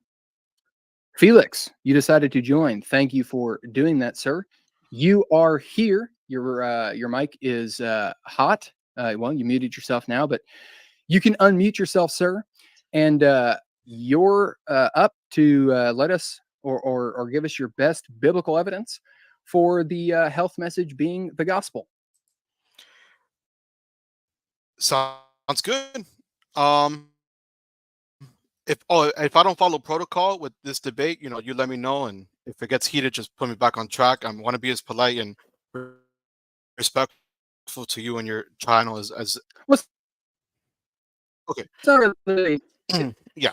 Okay. Yeah, no, no, Sure. go for it and kind of get started. And if it goes Yeah, too sounds long, good. I'll just chime in. And No, first of all, the gospel isn't is definitely, of course, includes the forgiveness of the penalty of our sins. Um, but so first passage would be Matthew 8, where Jesus heals. Jesus is healing, and then Matthew is actually quoting Isaiah 53, saying he was bruised for our iniquities, let me get the actual reference. Matthew is quoting Isaiah 53, and he shows that healing is also part of the atonement. And so our health is also part of the atonement, not just salvation from sin, but salvation from sickness. Where Jesus heals, I believe it was a centurion. Um, and then he quotes the passage in Isaiah 3. If I knew this was today, I would have prepared this a little bit more ahead of time. Yeah. And then when we get to Isaiah 53, it just says he was healed for our iniquities, and the chastisement was put upon him. Um, and yeah, yeah, Matthew 4, or sorry, Matthew 8, 14 through 17. yes, thank you. He took up our Okay. infirmities and bore our diseases. Yeah, yeah. So since he bore our diseases, disease will be part of the atonement. That's my first argument or claim, if that goes with Okay. today's topic. Okay. Paul says the gospel is the power of God to salvation for all that believe it. So are you saying that the Adventist health message is a part of that? I would say That's yeah. what Matthew 8 supports. I would say yeah. Okay, so Paul was preaching and teaching that if you eat meat, you're in sin. If you drink tea, you're in sin. If you have sexual intercourse frequently with your spouse, you are draining your vital forces, your vital energy, and you'll be held accountable for that before God. Meat blunts your senses. That Paul was teaching that as the gospel. Oh, okay. Those specific claims, I guess it's hard pressed. You won't find those very specific claims in Paul's writings. So I do have Well, you to find the give you contrary. that. You find the contrary. That's the problem. Okay, so that's Let's kind of look where at I the. Let's look disagree. at. Where it was a contrary to that in Paul's Okay. writings. Yeah, Okay. because I I, Yeah. I, So I do you won't have your say just Bible? outright. I'm not going to make up a verse that Paul said that says, okay, this is exactly what Paul said. I'm not going to make that up. But if Paul says something contrary, I Uh, would like to see it. okay. Let's do it. Do you have your Bible? Yes, Okay. Go to 1 Corinthians chapter 7. got it. First Okay. Corinthians 7. Yep. Yes, Okay. And I'm gonna bring it up on the screen here too. Or what translation are you using? King James. Okay. Do you prefer the King James? Yes. Okay. I will bring up the King James. So Paul, here at the beginning, we're going to start it at verse 1, and I'm going to have you um, read through verse 6. I'll bring it up here. Sorry, the King James is breaking on this, is different than the ESV, so it doesn't all fit here on the screen. But I have it brought up here. So start reading for us down through verse 6. Okay. Now concerning the things whereof ye wrote unto me, it is good for a man not to touch a woman. Nevertheless, to avoid fornication, let every man have his own wife, and let every woman have her own husband. Let the husband render unto the wife due benevolence, and likewise also the wife unto the husband. The wife hath not power over of her own body, but the husband, and likewise also the husband hath not power of his own body, but the wife. Defraud ye not one the other, except it be with consent for a time, that you may give yourselves to fasting and prayer, and come together again, that Satan tempt you not for incontinency. But I speak this by permission and not of commandment. Okay. So what did you just read? What did Paul say there? Um, that sexual relations is not sinful. Okay. Well, It's okay to is have that all he sexual is that all he relations. said? No, no. I'm just starting off Okay. like let's verse by Yeah, go verse. ahead. It's good. It's good. It's a natural part of creation. And verse 2. Um, so let's get married to avoid sexual sin. And yes, a marriage is approved in the new covenant. Verse 3. Um, the husband should give himself sexually to the wife, and the wife to the husband. Um, I guess should Ho- maybe. ho- okay. Well, this is my question. So why do you use the King James? Just curious. Um, it's one of the Because you're most you're kind of missing some of the key things here, and I think it's just due to not understanding the writing style. Because that's okay, not all he says in verse 3. right? So let's switch to a more modern translation, Sure. such as the NASB or the ESV, which is going to be a more word for word literal translation, but it's going to do so in modern English to convey what is being said.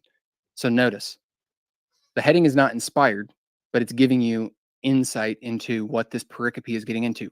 Principles for marriage. Okay. Yeah. So they wrote to him, the church at Corinth did, and this is Paul's correspondence back to them. That's what we're reading. So he says, now concerning the matters, which means the church had questions in this area. Concerning what you wrote, well, what did they write? It's good for a man not to have sexual relations with a woman. Now, we don't have the backstory on this to know exactly what was going on here, but if you study heresies of the early church, you had a number of groups going around saying that it was wrong to be married. There were a variety of splinters of people saying these things. So it makes sense that they would have been consulting with the apostle on, is this the case?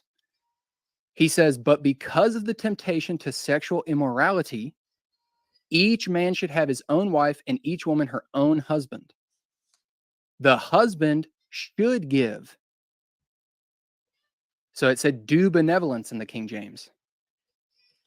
The husband should give to his wife her conjugal rights, and likewise the wife to her husband. For the wife, and why is this? Because the wife doesn't have authority over her own body, and the husband does. Likewise, the husband doesn't have authority over his own body, but the wife does. Do not deprive one another, except perhaps by the agreement for a limited time, that you may devote yourselves to prayer, but then come together again so that Satan may not tempt you because of your lack of self control. Now, as a concession, not a command, I say this, but it's inscripturated for us that Paul says, because of the temptation of sexual immorality, in response to the question of it's good for a man to not essentially be married, he says, because of the temptation of sexual immorality, this is a natural desire of the design.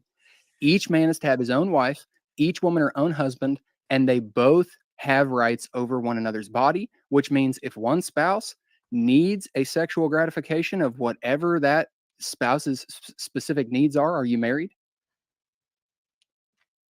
If well, it's right before that, if you're married, what? Well, no, I'm asking, are you married?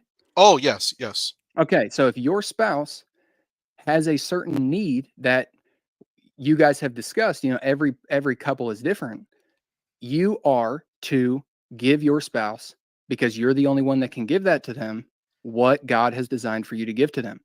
Nothing in here about, well, it should be limited because it's going to drain your vital force and God's going to hold you accountable for having too much intercourse. No, God's going to hold you accountable for not having enough intercourse, for depriving one another. That's only to be done for a season when it's agreed upon to fast, and then you're to come back together again after devoting yourselves to prayer so that Satan may not tempt you because of your lack of self-control. But furthermore, friend, where in here, despite contradicting Ellen White, who again said that you're going to be held accountable for having too much intercourse with your spouse because you're draining your life force, where in here does Paul say that this is the gospel? I'm still failing to see that, because we can go back to Matthew 8 if you want, but I'm still failing to see where in there you're getting that the gospel is the power of God to salvation for all Yes. that believe it. So if the health message is a part of the gospel, then that means a person has to believe the health message to be saved. Okay. So where is that in the Bible? Well, Or we can continue going down this road and showing, let's just do that. Can you go to Romans 14? sure. Okay. Can I give a brief verse from 1 Corinthians 7 right before we move on from 1 Corinthians Sure. 7? Sure. What verse? Staying on topic. Verse Mhm. 29. Okay. Um, this passage, I've heard Adventists teaching not to discredit Paul, but to say that Paul's not giving this as a command, but as general principles for living in the context of that time. And verse 29 kind of shows us, like, okay, this is kind of how Paul really wants it overall. This is what I mean, brothers. The appointed time has grown very short. From now on, let those who have wives live as though they had none. So, what do you get from that verse? Well, okay, you need to start back at verse 25. See, this is the issue. You got to flow your way through the text. So Paul has already said this back here, and what you're essentially reiterating is what he says back in verse 6. Now, as a concession, not a command, I say this. But that doesn't change the fact of what he said being inscripturated here. Furthermore, if you keep reading, you need to start at verse 25. Okay? Sure. Because there's a break in the text, and notice what he says. This is about the unmarried and the widowed. Now, concerning the betrothed, I have no command from the Lord, but I give my judgment as one who, by the Lord's mercy, is trustworthy. I think that in view of the present distress, it is a good for a person to remain as he is.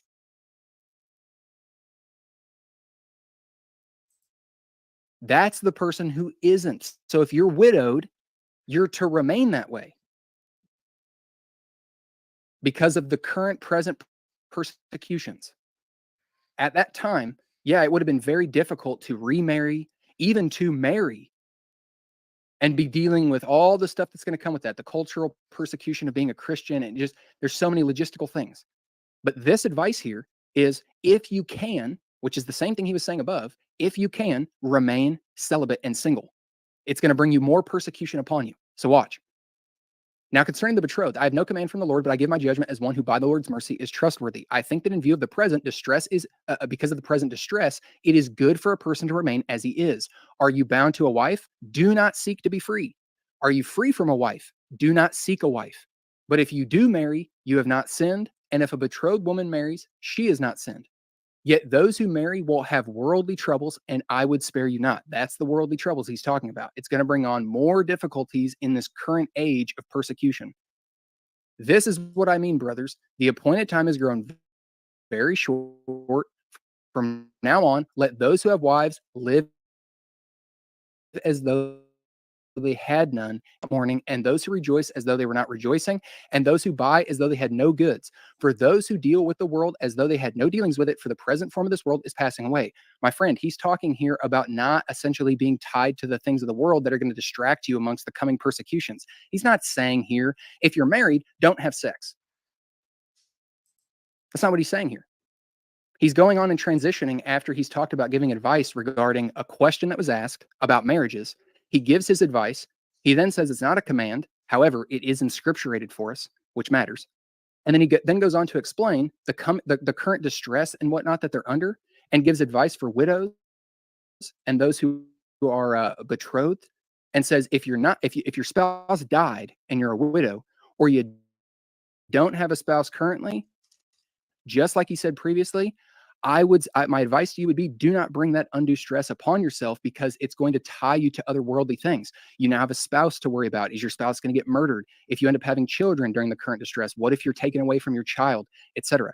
So yeah, in that sense, there is locale, what you would call like a local effect upon the words that he's saying. But this doesn't say to not be having intercourse with your spouse, and that in doing so, you drain your vital force, leading to an earlier death, and then God's going to hold you accountable for that. Yeah, I don't see a vital force thing in this passage, or that God's going to judge you for it. Right. So So I now would agree let's with look. you there. Well, now let's look at Romans 14. Okay. Sure. Can you read? It's on screen for you. Can you read verses 1 through 4? Yeah. As for the one who is weak in faith, welcome him, but not to quarrel over opinions. One person believes he may eat anything, while the weak person eats only vegetables.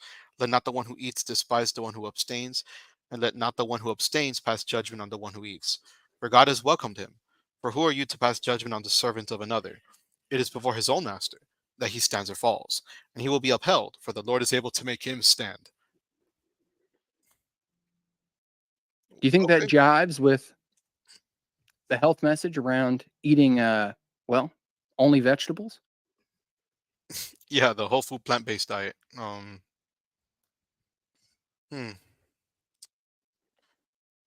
Claim 4, right? Consumption of any meat, pickles, condiments, tea, tobacco, and coffee is sinful. I That's guess what Ellen said. She said, meat beclouds the claim mind. 4. I have that slide on my phone right now. The the Yeah, the 5 claims. I'm I, looking at claim 4. I can bring it back up for you if you want. No, I have it right here. I have it right here. Or Okay. if you want to do it for the audience, but yeah, don't judge the weaker brother. Well, my friend, the weaker brother is the one who eats only vegetables. The I the see. brother in the faith who is mature and has understanding. This is essentially being informed by Jesus' own words in Matthew 7, which the SDA Church likes to try and say, no, that's just talking about washing hands. Yeah, except for the fact that Jesus says that nothing that goes into a man can defile him, because it goes into his stomach and is expelled, meaning that would include food, because he explains that true defilement comes from a person's heart. It's not by something that they eat. But if a person, this is why then Paul goes into explaining, for example, if a person had a conviction over meat sacrificed to idols, well, don't go against your conscience. But Paul knew that the meat sacrificed to idols was just like any other meat. His conscience wasn't convicted over it. So Paul would eat it. But if it was going to cause somebody else to stumble, he would abstain, because again, he's showing that he's the mature believer. So how does this text jive with the fact that meat beclouds your intellect, making you immoral, which makes you unfit for immortality, and anything that beclouds the blood or defiles the blood is a sin? Wow. Um, this text doesn't really jive with that. Um, Okay. What about 1 Corinthians 8? Can you go to 1 Corinthians 8? sure. Okay.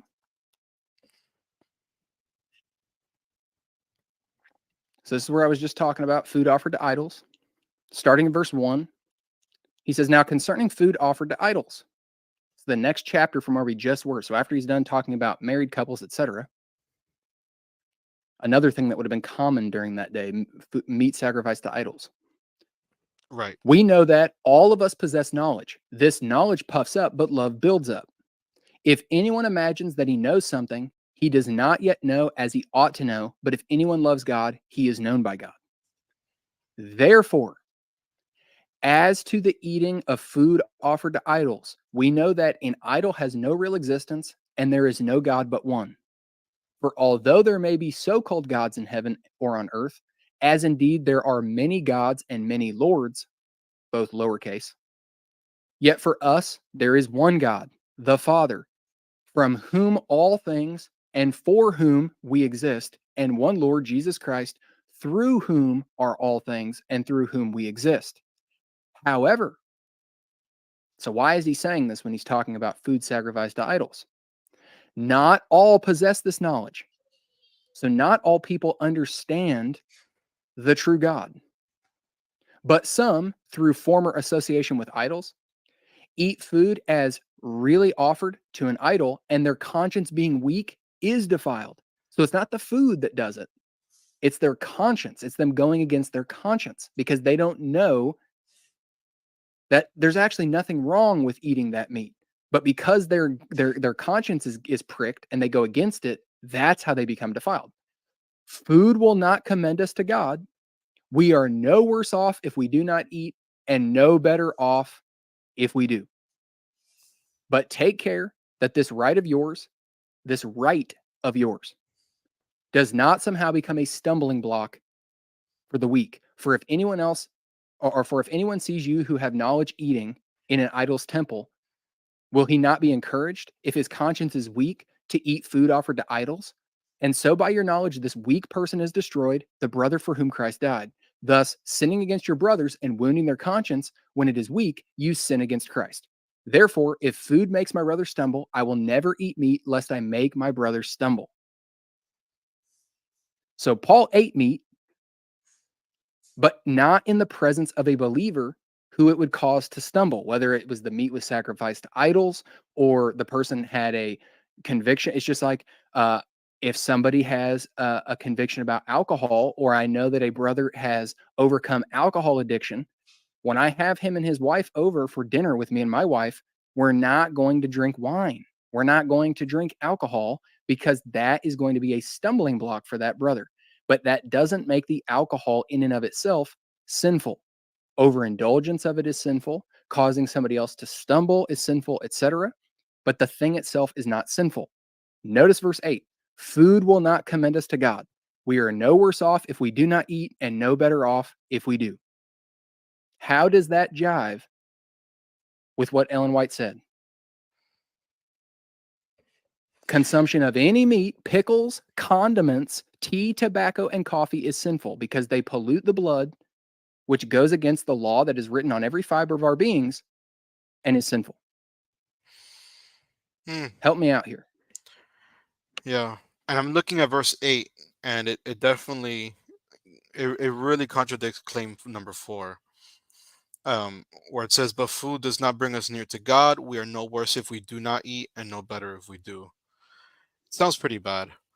Okay. Go to Matthew 14.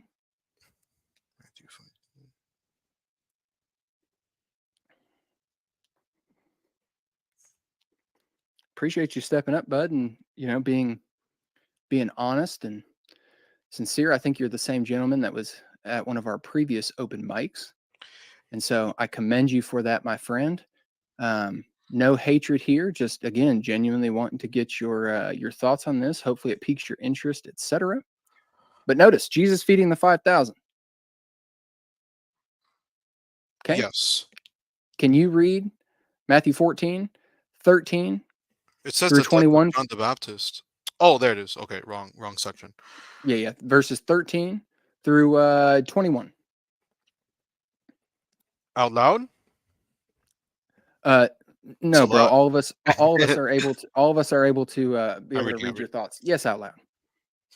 Now, when Jesus heard this, he withdrew from there in a boat to a desolate place by himself. But when the crowds heard it, they followed him on foot from the towns. When he went ashore, he saw a great crowd, and he had compassion on them and healed their sick.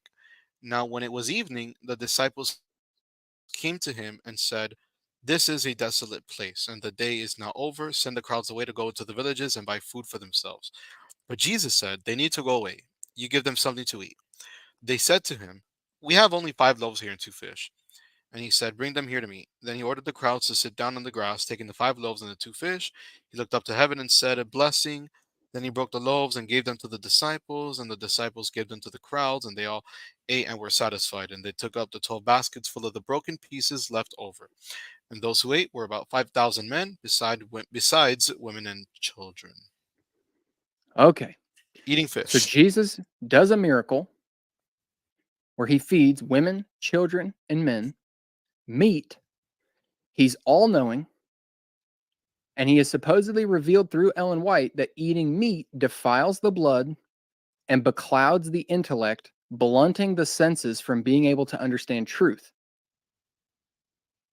So Jesus did a miracle that defiled the blood of children The same Jesus who taught that one who teaches a child to stumble, it'd be better that a millstone's hung around their neck and they're thrown into the ocean.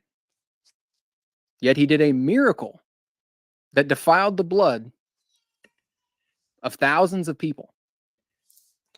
And then himself in Luke, after the resurrection, even in the glorified state,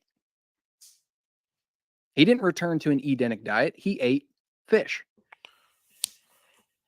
So can you explain that to us? Jesus eats meat. He also partook of the Passover lamb. As the antitypical Passover lamb, he actually partook of the Passover service, which you had to consume the lamb. So explain to us how this jives, not only with Jesus performing a miracle that caused others to sin, which means he sinned. He ate meat, which would have defiled his own blood and caused him to sin and to have defiled blood. But furthermore, this isn't the gospel. Nothing we're talking about here, my friend, is the gospel. I understand this is in the Gospels,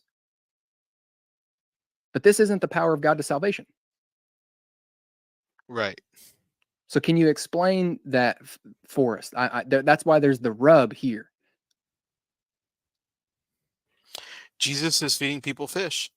So if Ellen White says eating fish is sinful because it defiles the blood and takes away the life of God, and Jesus is feeding the fish, I can see I see the logic. It means that Jesus is A leading sinner. people astray. Yeah, leading people A sinner. astray and then Say it sinning. what it is. It's Jesus is a sinner. That's what's being said. That's the logical conclusion. Do you see the problem now? Because I'm Ellen not White dogging on said, you. yeah. She said anything that defiles the blood is a sin. Do you want me to bring that quote back up? Yeah, that would Okay. Let's go through these again so you can see the logic here. Because I have to go back in a way that I can't just bring. I hear the Adventist apologetic saying, "Oh, it was before the resurrection," but it's Well, like, no, why would Jesus it do that? Like, um, doesn't matter. He's all knowing. That's irrelevant. That means he defiled the blood of people. So it only defiled the blood prior to the resurrection. Then post the resurrection, meat all of a sudden now it defiles the blood, but pre-resurrection it doesn't defile the blood. Come on, man. Think. No, and not just that, but Jesus ate meat post-resurrection. He ate broiled fish yeah, right before the it's that. ascension. He in the room in Luke, he eats broiled fish. So first we have this one here. This is Counsels on Diet and Foods. Meat should not be placed before our children. Its influence is to excite and strengthen the lower passions and has a tendency to deaden the moral powers.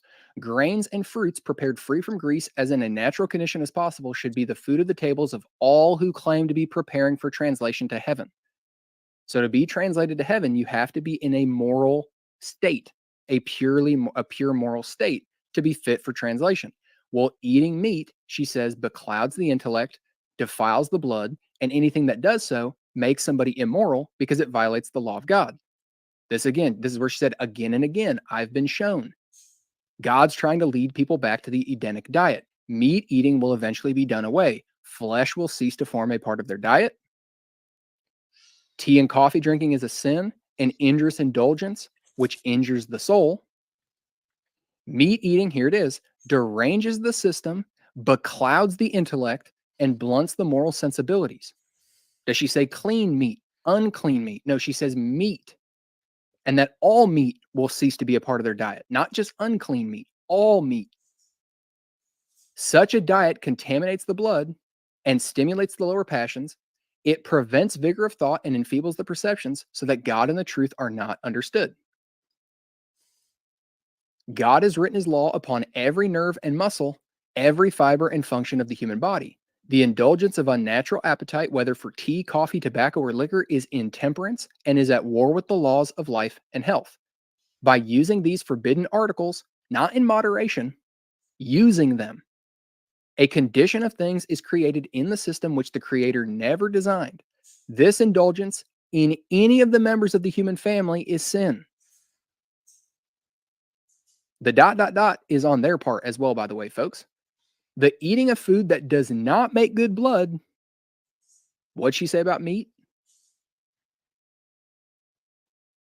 Defiles the blood. The And eating of food that violation of does the not, law of God. So correct. that's where she's saying it's a sin.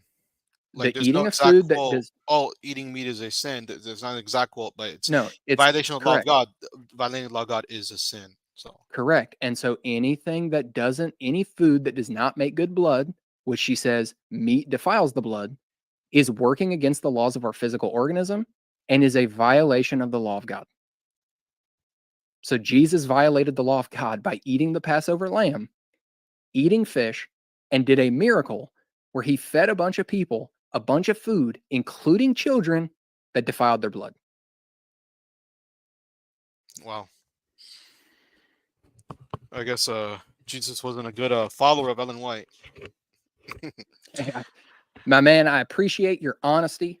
I hope you understand kind of the logic here and what I'm saying. I'm not trying to pick on SDAs, but it's not the gospel. That's not the gospel. That's not the good news. The good news is not you believe in a vegetarian and vegan lifestyle, and you accept the all this extra stuff on present truth message that God gave a woman toward the end of the 19th or the middle of the 19th century. That's not the gospel. It doesn't mean the Bible doesn't speak about health. It doesn't mean the Bible doesn't say that, yeah, we should take care of our bodies. We shouldn't just, I'm not saying gluttony is not a sin, etc. But that's not the gospel. The gospel is good news. That's what it means. It means good news. And Paul says whoever believes that gospel, whatever it is, that person finds salvation. So if the SDA church is saying that the health message is a part of the gospel, that is what they're saying. They're saying it's a part of salvation. That or they have to define gospel differently than the scriptures do. Because that's how the New Testament defines the gospel. It's the message that is the power of God to salvation. It's not all of theology, it's not the entire Bible. You have to believe and understand what the actual good news is. Yeah, it's not just it's not just saying, okay, the gospel produces life. When we believe in the gospel, we live a holy life. Well, but It what seems is the like the gospel? health message, combining the health message is as part of the gospel is taking that much further than just, oh, those who believe the gospel live a holy life. Well, it's Um, altering the gospel. That's the yeah, problem. So the issue that was happening in Galatia, the Judaizers in Galatia, that Paul says, I'm astonished. Let's bring this back up here because we need to understand what's actually going on here. When Paul says, I am astonished that you're so quickly deserting him who called you in the grace of Christ and are turning to a different gospel, not that there is another, but there are some who trouble you and want to distort the gospel of Christ. Do you know what these Judaizers were saying? that you have to be circumcised to be a Correct. Christian. But what else were they saying? We believe in If you, Jesus. We oh, believe he we believe died. in We believe he Jesus, died we on the believe cross. We in believe resurrection. Yeah, correct. We believe all that. We believe all that. Yeah, and you've distorted the gospel. You've added to it. You can't add or take away. And a lot of times we get SDAs who think, well, the SDA church affirms that, right? But they've added to the gospel. They've added. You either add or take away. You had heretics, for example, early on that said, the resurrection didn't really happen. Okay, they're taking away from the gospel. But the SDA church is trying to accept all of those things, but then adding a truckload of stuff on top of that, calling all of that the gospel. And when they do that, they're whether knowingly or unknowingly, they're saying you have to believe all of this stuff because it's the power of God to salvation. This isn't what the apostles were teaching is the power of God to salvation. It's not vegetarianism, abstinence from your spouse, which is going to drain your vital force and potentially lead to an immoral life and blunt your moral sensibilities, etc. It's just not the case. And vital force was debunked in the 19th century, which is why a lot of pretty much all of the other health reformers of that day abandoned it because they weren't claiming, well, this is coming from God. That's the predicament Ellen is in. She claimed it's coming from God. So God supposedly put his stamp of approval on a debunked scientific theory. yeah, yeah. It seems like uh, she's mingling her view of science which is like 2 centuries old, with spiritual teachings, and then trying to mesh that into the Well, not gospel. just spiritual teaching. She's saying God gave this information. Yeah, exactly. And that's the rub. If the SDA church didn't have that position, then they wouldn't have to get saddled with all this. But this is the logical conclusion of the position. If you've got somebody who is divinely inspired, this is coming directly from God. And she says the light given from God on health reform, if rejected, you reject God. There's really no way to salvage that. That's why a lot of us ended up former Adventists, because we wanted to defend these things. But at a certain point, we couldn't anymore. We said, I don't want to have to do the gymnastics. I just want to believe what it's teaching. And there's a reason why this stuff is novel. There's a reason why this stuff is novel to the 19th century. It's not coming from God. And so we all have to make a choice. We all have to make a decision. Are you really committed to the truth? Are you willing to go wherever the truth leads? Or is your commitment to a system? My commitment is to the truth, wherever that leads, not to system or comfortability. And every person has to come to a point in their life where they decide, I don't want to be a part of something that's just clearly false. I don't want to have to try and twist very clear scripture while acting like I've got all this apocalyptic scripture it's just plain as day and clear as day. I didn't want to do that anymore. So hopefully this was thought-provoking for you. If there's anything else you would like to try and add to it, it sounds, my friend, like you've kind of already admitted the thesis that this isn't the gospel. It's not part of the gospel. So my hope for you would be that, in privacy, internally in your own heart, you seek to square this with the truth and find true freedom in what comes with actually believing the gospel, and realizing that, I get it. I loved the SDA world. I don't know your involvement in that. I don't know how plugged in you are, any of that sort of stuff. I was plugged in. I was involved. I went to summer camps, schools, doctors, grocery stores. Like, all my friends were SDA. I had friends that weren't SDA, but I loved it. I loved it. But we have to come to a crossroad where we have to make a decision. Paul says false gospels are cursed by God. Do you want to remain a part of an organization that's under God's curse actively? As No, plain as not day. if It's as not plain if as day it's from the under God's text. curse. Read Galatians 1 tonight, my friend. Yeah. I always God viewed it says, I view it as a denomination among many, you know. but see, the problem with that, my friend, and I understand wanting to think that. And again, it sounds like you're already on the evolutionary journey of what happens when you start to piece these things together. You're going down the road now of Adventism light. Well, it's just another denomination, my friend. That is foundationally antithetical to Seventh-day Adventism. No, we're the true movement. Adventism has shifted. This is why I say the movement's an identity crisis, because early on, they knew who they were. That it was a flag down. There was boldness. There was, you're going to get the wrath of God poured out on you. We are the remnant. This is God's last day people. He has raised us up to restore apostolic Christianity. And if you don't get with us, you're going to experience the wrath of God. It was very clear. We are the one body. But over time, it's shifted now to where there are pockets who think, well, we're just one denomination amongst many. No, my friend, your church has a unique mission, a special message. It doesn't share the mission of other denominations.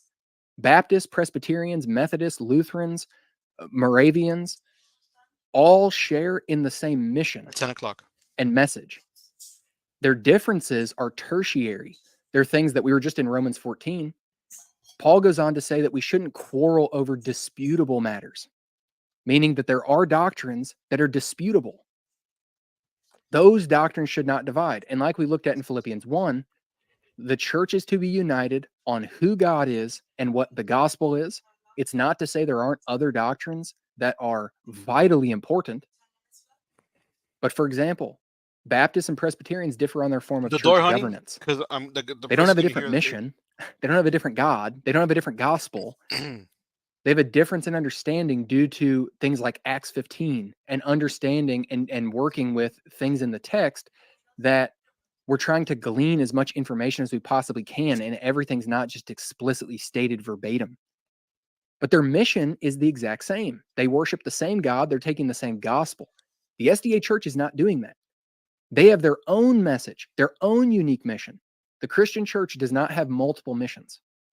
So no, it's not just one denomination amongst many. I know a lot of SDAs view it that way, but from an organizational standpoint, that is not at all the case. It can't be the case. And actively, here we in Galatians 1, different gospel. There isn't another one. There's those who trouble you, trying to distort the gospel of Christ. If we or an angel from heaven, or 3 angels, should preach to you a gospel contrary to the one we preach to you, which he says came from Jesus Christ, let him be accursed. And then he says it again, as we have said before. Now I say again, if anyone's preaching to you a gospel contrary to the one you received, let him be accursed. My friend, this organization is actively under the curse of God. Mormonism is under the curse of God. Jehovah's Witnesses are under the curse of God. Christian Science is under the curse of God. Unity is under the curse of God. Islam's under the curse of God. Muslims, Islam, Unity, Baha'i, Mormons, Jehovah's Witnesses, Christian Science, Seventh-day Adventism.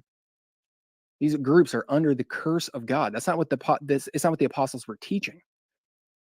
As the gospel, it's okay if, it'd be one thing, man, if the SDA church was just like, well, we recommend a vegan lifestyle, and here's the studies we've done that supposedly support this, etc.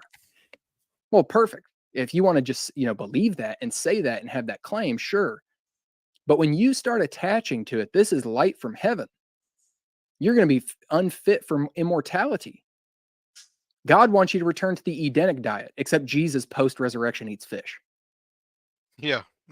So hopefully you'll consider that, my friend. Anything you want to add before we kind of move along here?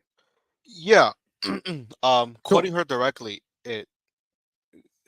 because most of the conversations I have, it seems like a lot of the modern day Adventist leaders, um, they they don't quote her directly, so it kind of like all that the more radical quotes are kind of like we don't really hear them. Yeah, they're They ignored. kind of dumb it down, if you know what I mean. So For sure. it's hard to see that when you're in the church, but like we just had a kid, so like we don't go as much, so that now it's easier to see like on the outside. It's kind of feels like you're an outsider just because of circumstance. So yeah. Right. Well, yeah, and that's exactly the case. And I talk about this a lot. I grew up in a household that loved all the flowery quotes. Of course, they're out there. A lot of times SDAs will take umbrage with me thinking, well, you went radically the other direction. You think every single thing SDAs believe is wrong. That's not true. There's topics that I'll never rag on SDAs for, ever. The topics that I cover on here are foundational things. You're calling God a liar. You're making God a sinner. This is a contradiction of scripture. This doctrine is foundational and you guys are out of line with it. I don't rag on the SDA church for things that are disputable matters, unless the position that they hold on said disputable matter creates a biblical contradiction or something along those lines. But I'm not in this camp where everything the SDA church says is wrong. I don't do that same thing with Ellen White's writings. I've never said all 2 million words are just poison. No deception out there. No person that was deceived, whether it's Joseph Smith, Ellen White, Mary Baker Eddy, they weren't 100% just toxic. That's not how the devil works. The devil always works in some sort of truths that hook people, whether that's in the New Age movement, in Hinduism. You can look at Islam, some of these religions that people think are the craziest religions in the world. How could any person believe that? Because it's literally not all just the stuff you more than likely are hearing that make you think, well, that's crazy. No, you're slowly given a drip feed. The SDA church loves to hook people with the health message. And if people are unsuspecting and they don't know how to read the Bible, which is sadly a lot of the American West, third world countries where people have never actually been exposed to exegetical preaching and teaching and haven't been discipled, etc., you're going to be open prey for these movements. The Jehovah's Witnesses and Mormons can look just as believable as SDAs. I don't know if you've ever had them come to your door before or engaged with them, but if you don't know your Bible and their set of proof texts and scripts, they can make their position seem tenable. So I know that the SDA Church loves the flowery quotes, and we point out on this platform all the time. We will continue to do so. The way that she works into the pulpit, because you get the claims that, well, my pastor never cites Ellen White. I am telling you, I will take this to my grave. Every SDA pastor has a great controversy worldview. I don't care where they're at on the spectrum. I don't care if they're Tim Jennings or Ted Wilson. I don't care if it's Isaac Olatunji or Tim Gillespie. Your whole big spectrum here. They both have a great controversy worldview, which means the great controversy is going to govern the teaching, which means oftentimes you don't get verbatim quotes. You're getting the idea that is portrayed and put forth, which is oftentimes not coming from scripture. The big one I always use, because this is like the fountainhead, is Jesus incarnated to silence the accusations of Satan. He has to vindicate his character. Scripture never says this anywhere. Scripture never says Jesus incarnated to silence the accusations of Satan that he started making prior to the creation of the earth, after Jesus was exalted to be made equal with the Father. It's not in the Bible. Yet Adventist pastors will say this sort of stuff all the time, in the vindication of God's character and these sorts of things. That's not coming from the Bible. That's coming from Ellen White. So I'm glad that your absence in that regard, hopefully it is the Lord calling you to himself, that he's pricking your conscience. That is a good thing. I'm glad that you're able to see those things. Thank you for being brave enough to step up and discuss and be honest, because I commend and respect people, folks, like this gentleman, who is not loud and boisterous and arrogant. I get that way sometimes, boisterous and loud, etc., contextually speaking, because there's a time and a place for those types of things, folks. I'm not like that 24/7 with every individual that I talk to. Paul I got would, like that too, though. I would Uh, combust. If I was like that 24/7, I would combust. But when we're talking about pastors here, man, blasting this out, and it's deceiving people, coming out of that, having friends, family caught up in this who I want to come and know the truth. Yeah, I get passionate about that. I get worked up about that. But thank you for being bold enough to come on here. Thank you for being a good sport and for being honest, because that is the first step in being able to, what I would say is come to know the truth. So thank you again. You're always welcome to come back. We're going to move along here. Sounds good. But I really enjoyed the discussion with you, my friend, and I will be praying for you by name. I will add you to our Answering Adventism list, and I will pray that the Lord.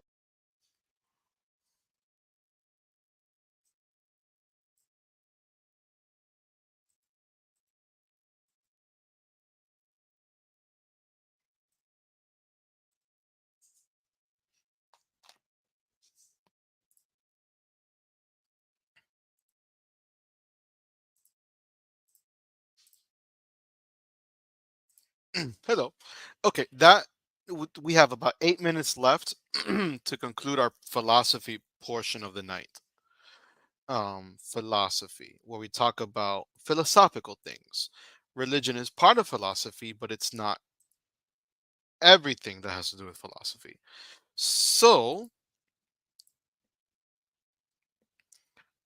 let's go through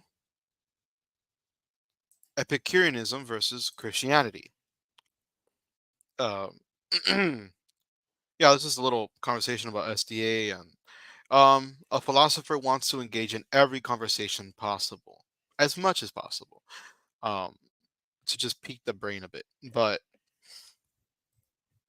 Epicureanism versus Christianity. Epicureanism is concerned with pleasure and the pursuit of happiness. It is concerned with virtue and ethics. And we're going to talk about the afterlife and divine. This is where Epicureanism really disagrees with Christianity, like severely disagrees with Christianity. So, what are we getting at? Let's talk about it. Let me open up the document now. And for those who are learning and practicing English, you're more than welcome to stay for this.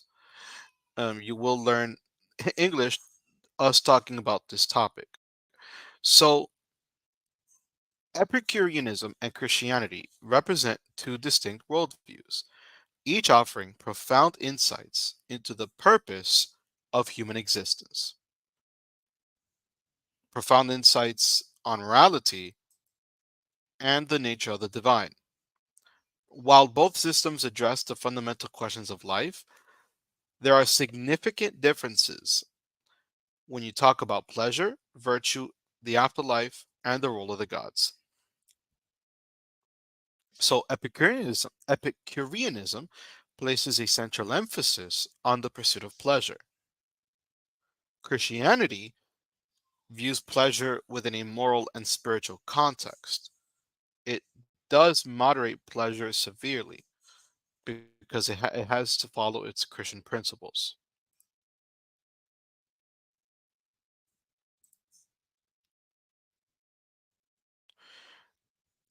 Epicureanism encourages individuals to prioritize intellectual and moderate pleasures, advocating for a balanced and thoughtful pursuit of happiness to live the best life that you possibly can in the here and now.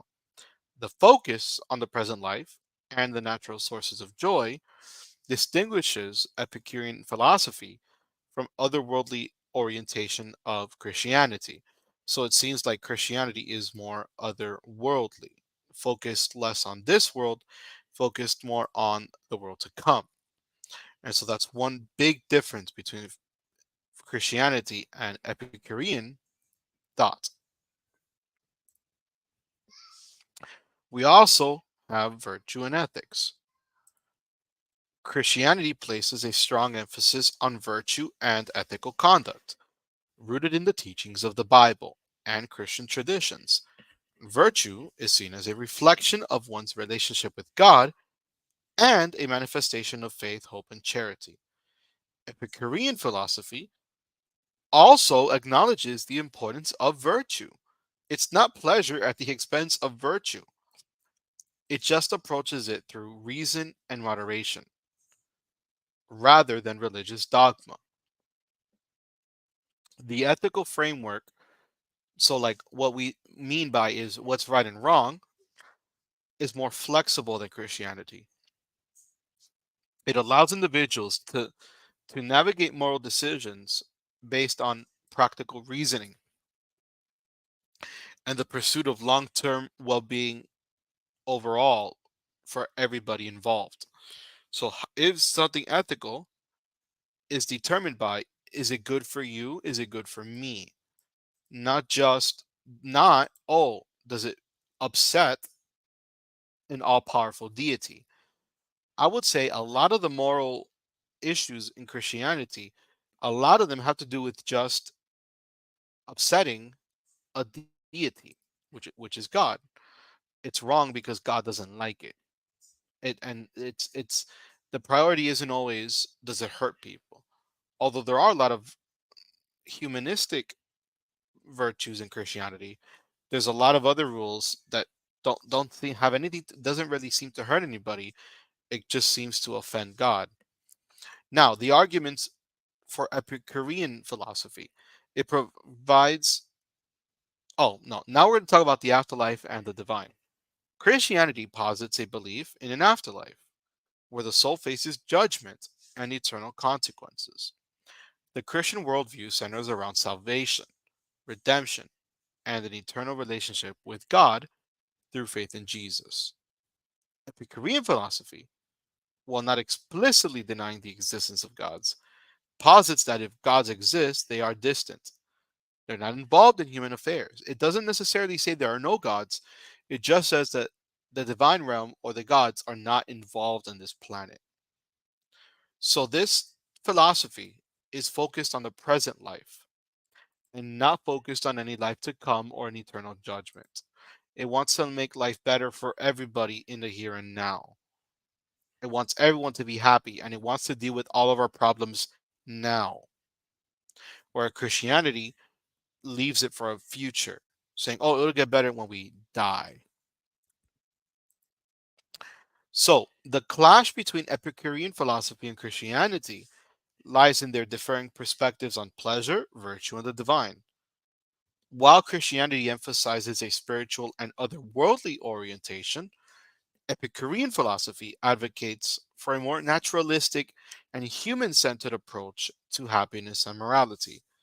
Whether one finds Epicureanism more reasonable than Christianity depends on individual beliefs, values, and priorities in navigating life's profound questions. So, if there were a God, of course, judging us at the end of our life, then yeah, the concern of the Epicureans would be to please and satisfy that deity because it is concerned with happiness and pleasure. And there's nothing more happy and pleasurable than going to heaven when you die. But if this life is all you have, then Christianity is not the most practical. That's my main argument for this topic. So, thank you for joining me, everybody who's come. I hope to see you again on Saturday. I will be live streaming from 10 a.m. to 2 p.m. We'll be going over mathematics, then English for my learners, English learners, and then philosophy and religion. The segments are going to be essentially the same: math, English learning, philosophy, and religion. Take care, everybody. And we all live a happy, wise, and wholesome life. God bless you and take care.